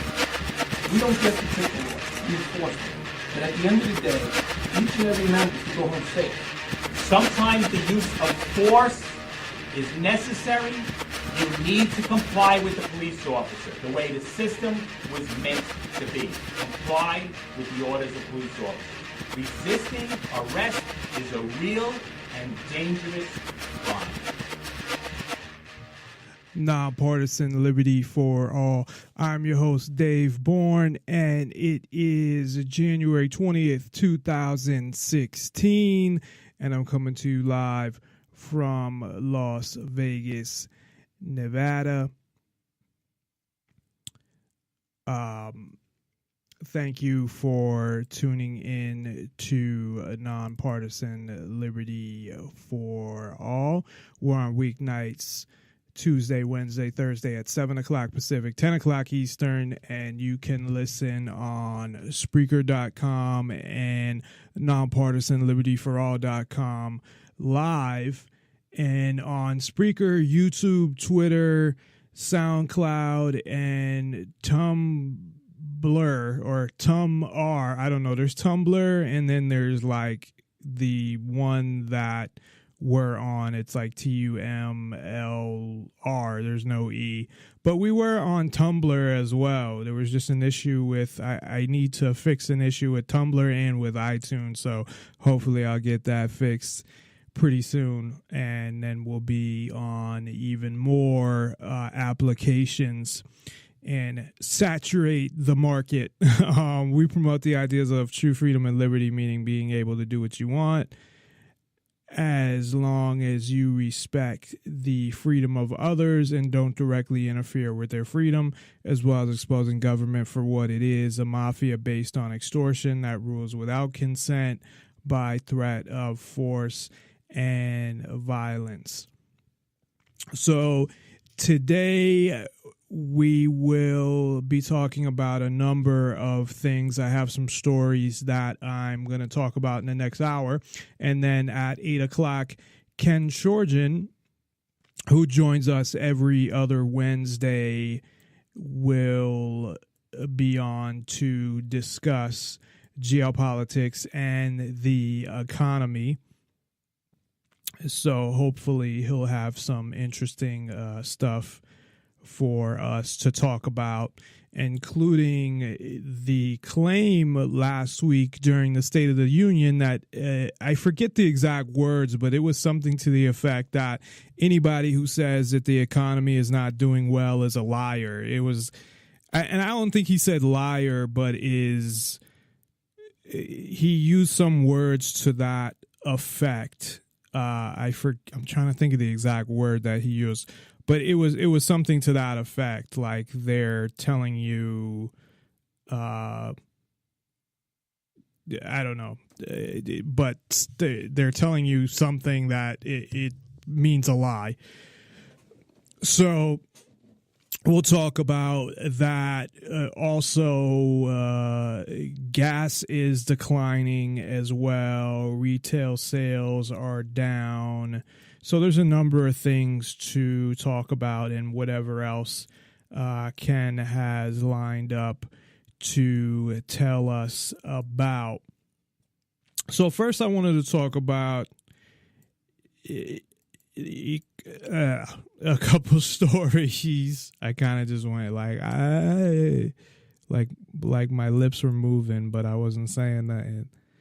Like, probably most of you haven't seen Raw, because I looked at the majority of my audience is 25 to 34, and I guess the tail end of that would have seen Raw, I guess, but it's scene where it gets punched in the lips, and he's like, my lips, like he was trying to talk, but he's like, and my lips said, hey fellas, like he was trying to talk and air came out. It was much funnier in Eddie Murphy Raw, which I think between Delirious and Raw are two of the funniest comedy specials ever. And Raw was set up as a movie where it actually played in theaters, and I was too young to see it back then, even though I ended up still seeing it. Oh, sir. And who the fuck is that? Because I don't remember seeing her name anywhere.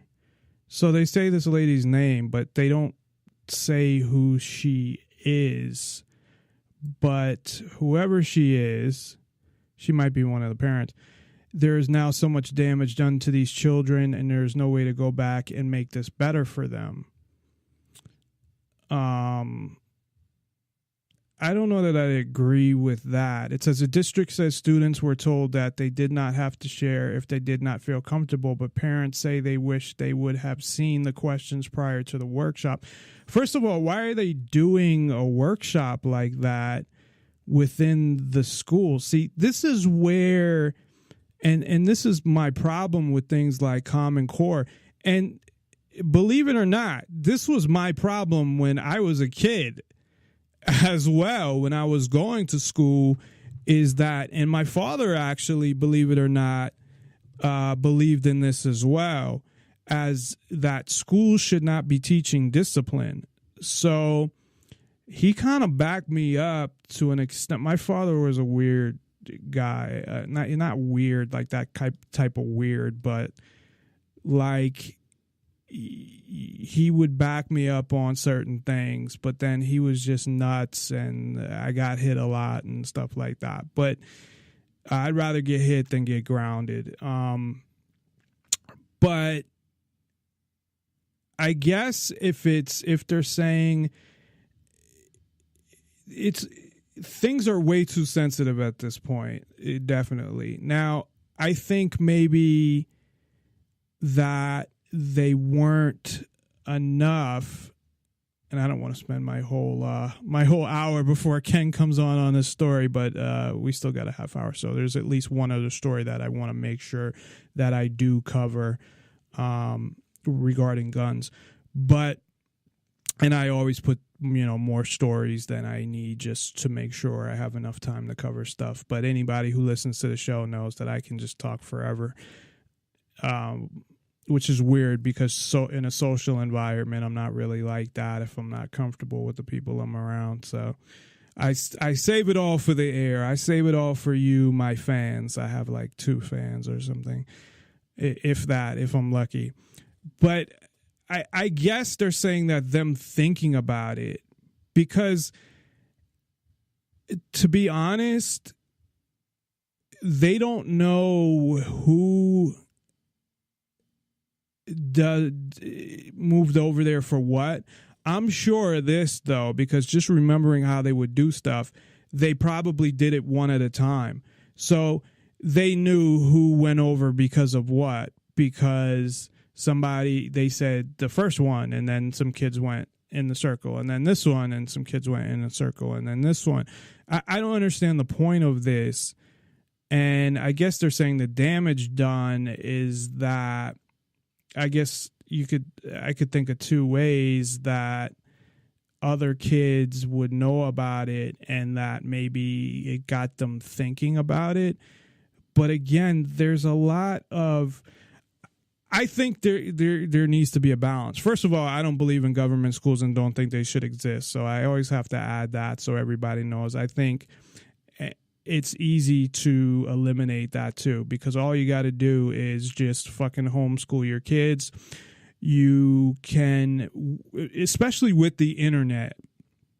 I mean, now that we have the internet, it is easy to find groups and find like-minded people, and you can develop your own little private school, essentially. You can homeschool your kids and share, I don't mean share your kids, but share responsibilities where if you work during the days and someone else works at night, or that a parent who is off, who doesn't work, can do the homeschooling during the day, and then you can promise to watch the kids during the weekend. There's all types of things that you can work out with people, or maybe you can just throw them some money, however you want to do that.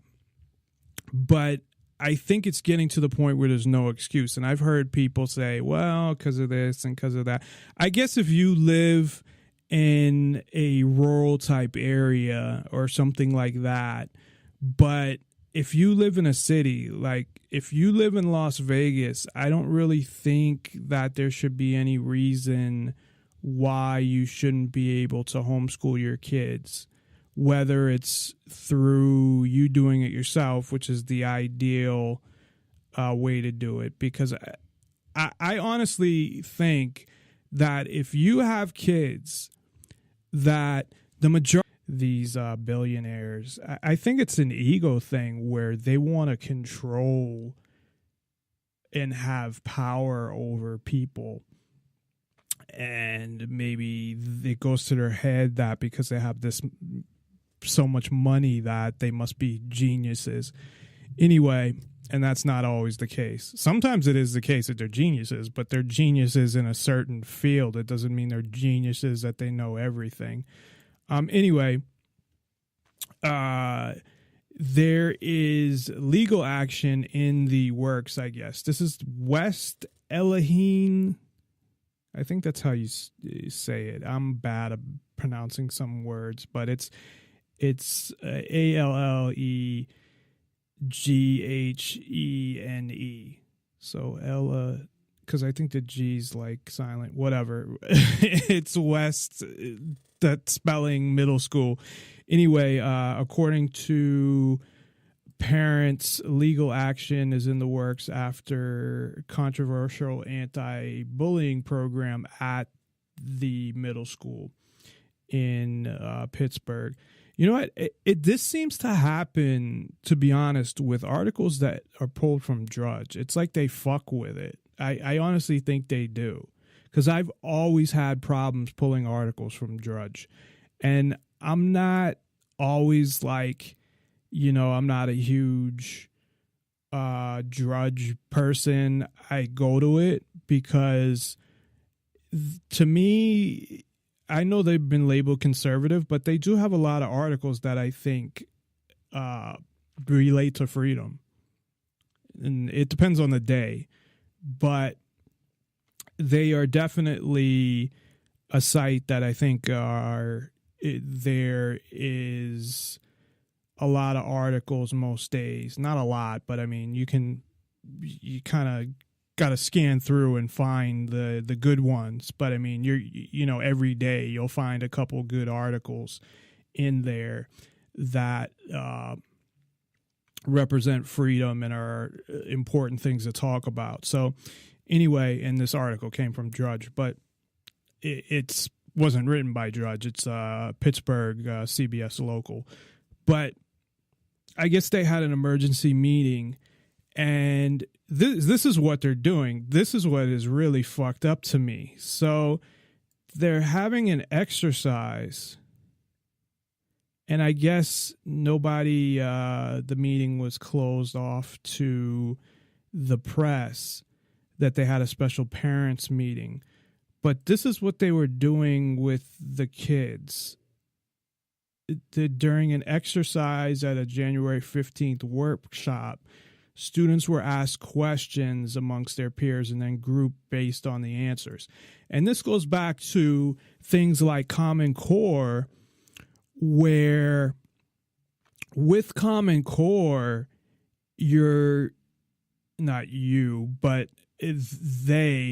government and the school, is collecting all of this data on kids. And I think there's the potential to map out what your life is going to be before you're finished with elementary school. I really do. I think the ultimate goal is that they analyze the type of kid and they push them in a certain direction. So it's like they've decided we're going to push you this way and we need more workers in this industry. And the things that they can do with this are unbelievable. Never mind the fact that you'll get labeled a troublemaker just because you fuck up in elementary school.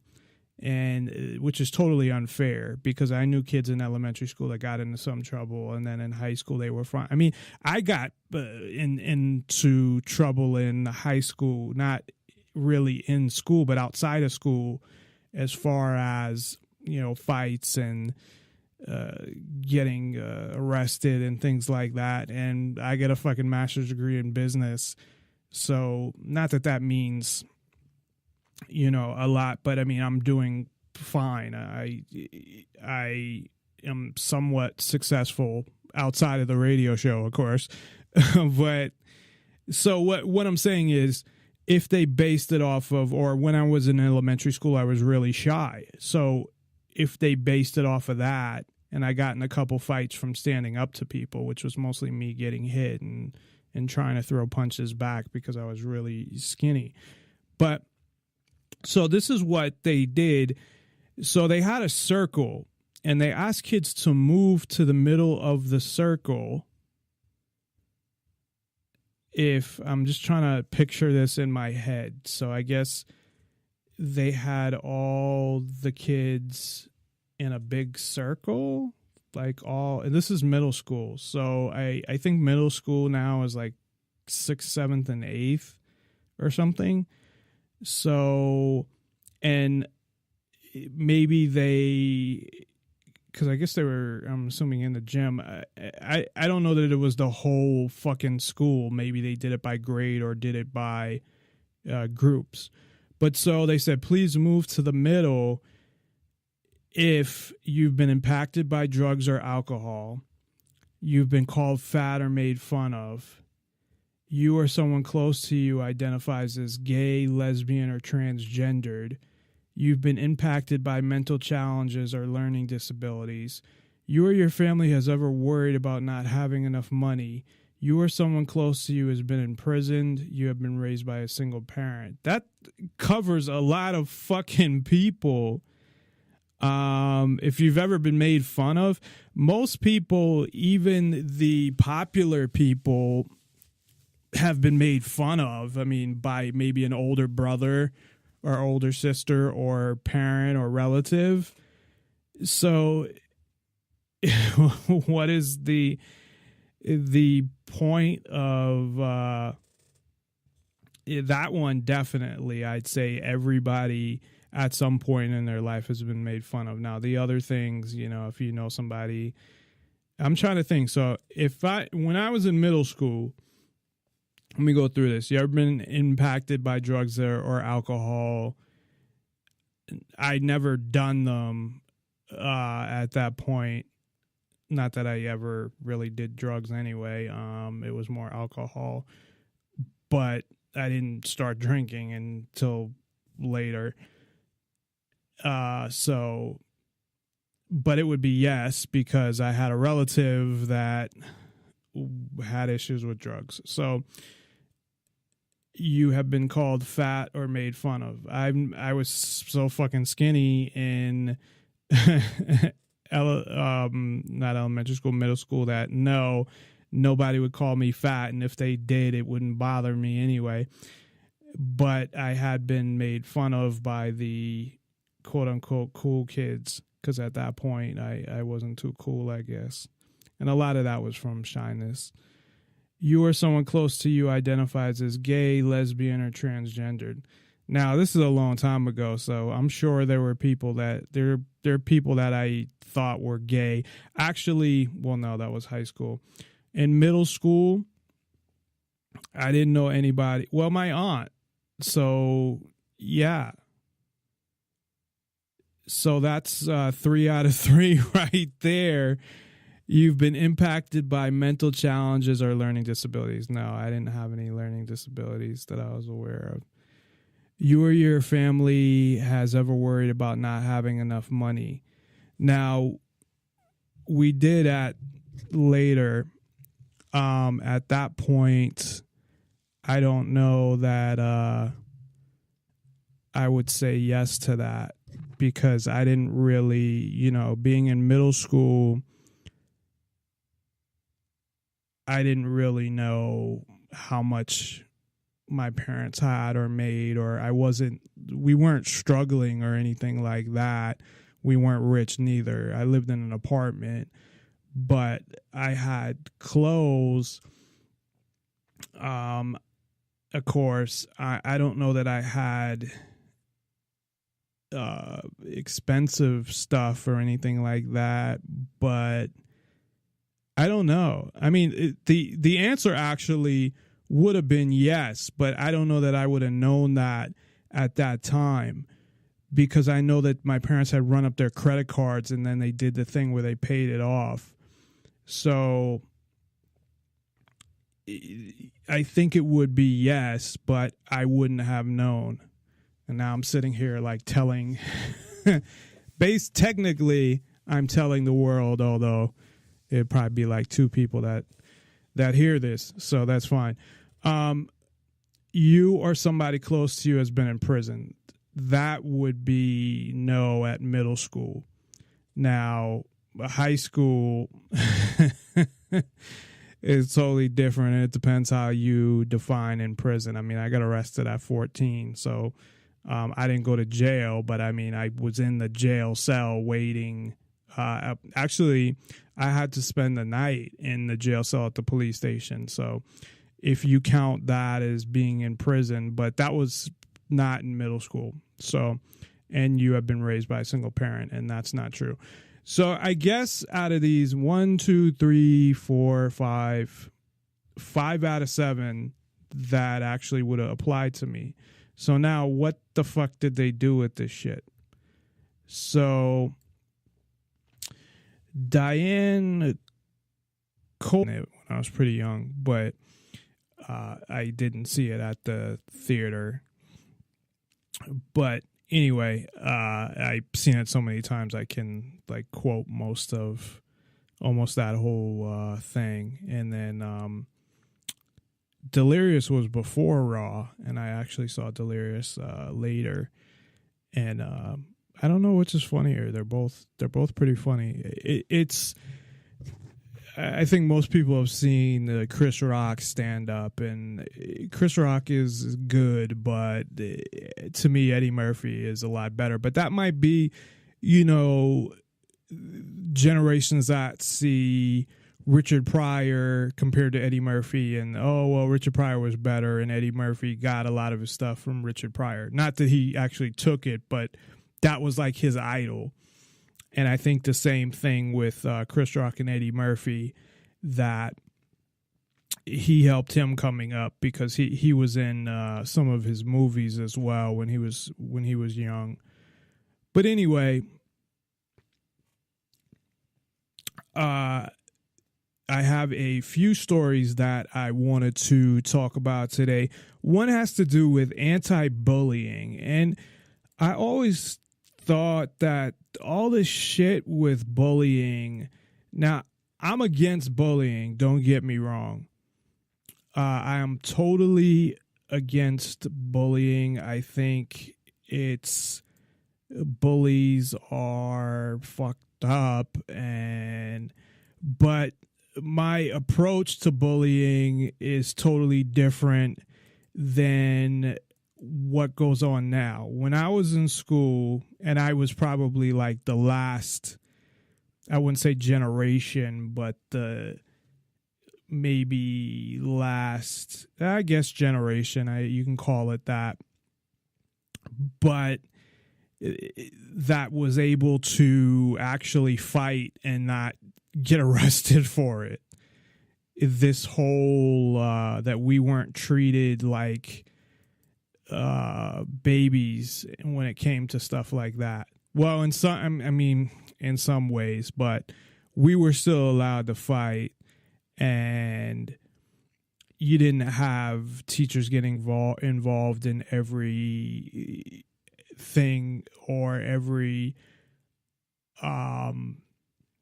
incident of bullying or anything like that, and I can't bring this fucking article up. So I've been having problems with this fucking computer. I think it's Skype, but I've been having problems with the Internet Explorer on here. Anyway, I can start going into the article, but I always like to have it up so I can refer back to things, because obviously when I scan through an article and when I'm trying to get ready for the show, just because there's so much that I have to do, not for just for the show. I mean, I have work and then I have to prepare for the show. And I wanted to make sure, a lot of times I won't be as prepared on nights that Ken's on, because Ken pretty much, he has his shit down code. He's written these articles, and, I just ask him questions about the things that I think we should get into more detail on that I think are interesting to the audience. I really base it off of what's interesting to me. Hopefully the audience thinks it's interesting as well. But in Pittsburgh, and there's something going on with this article where it's fucking like stuck. In Pittsburgh, they had a anti-bullying program at middle school. So I guess they had a special parents meeting to talk about it. This fucking thing keeps coming up that asks if it's okay to view this article. I'm going to, please bear with me. I'm going to try to open this in something else. I know nobody uses Internet Explorer anymore, and maybe it's because I haven't upgraded it too, but everybody's using something else, whether it's Google Chrome or Mozilla, and I have those too. I hate using anything Google. Because I know Google's like in bed with the government. I mean, so is fucking, Windows and what's his name? I can't even think of his name. The goofy guy with the glasses who invented fucking Microsoft, Bill Gates. And he donates. He's like the Rockefeller of, now, based on his, trying to control. I mean, he was involved in Common Core, trying to control that and having his foundation and all of those type things. So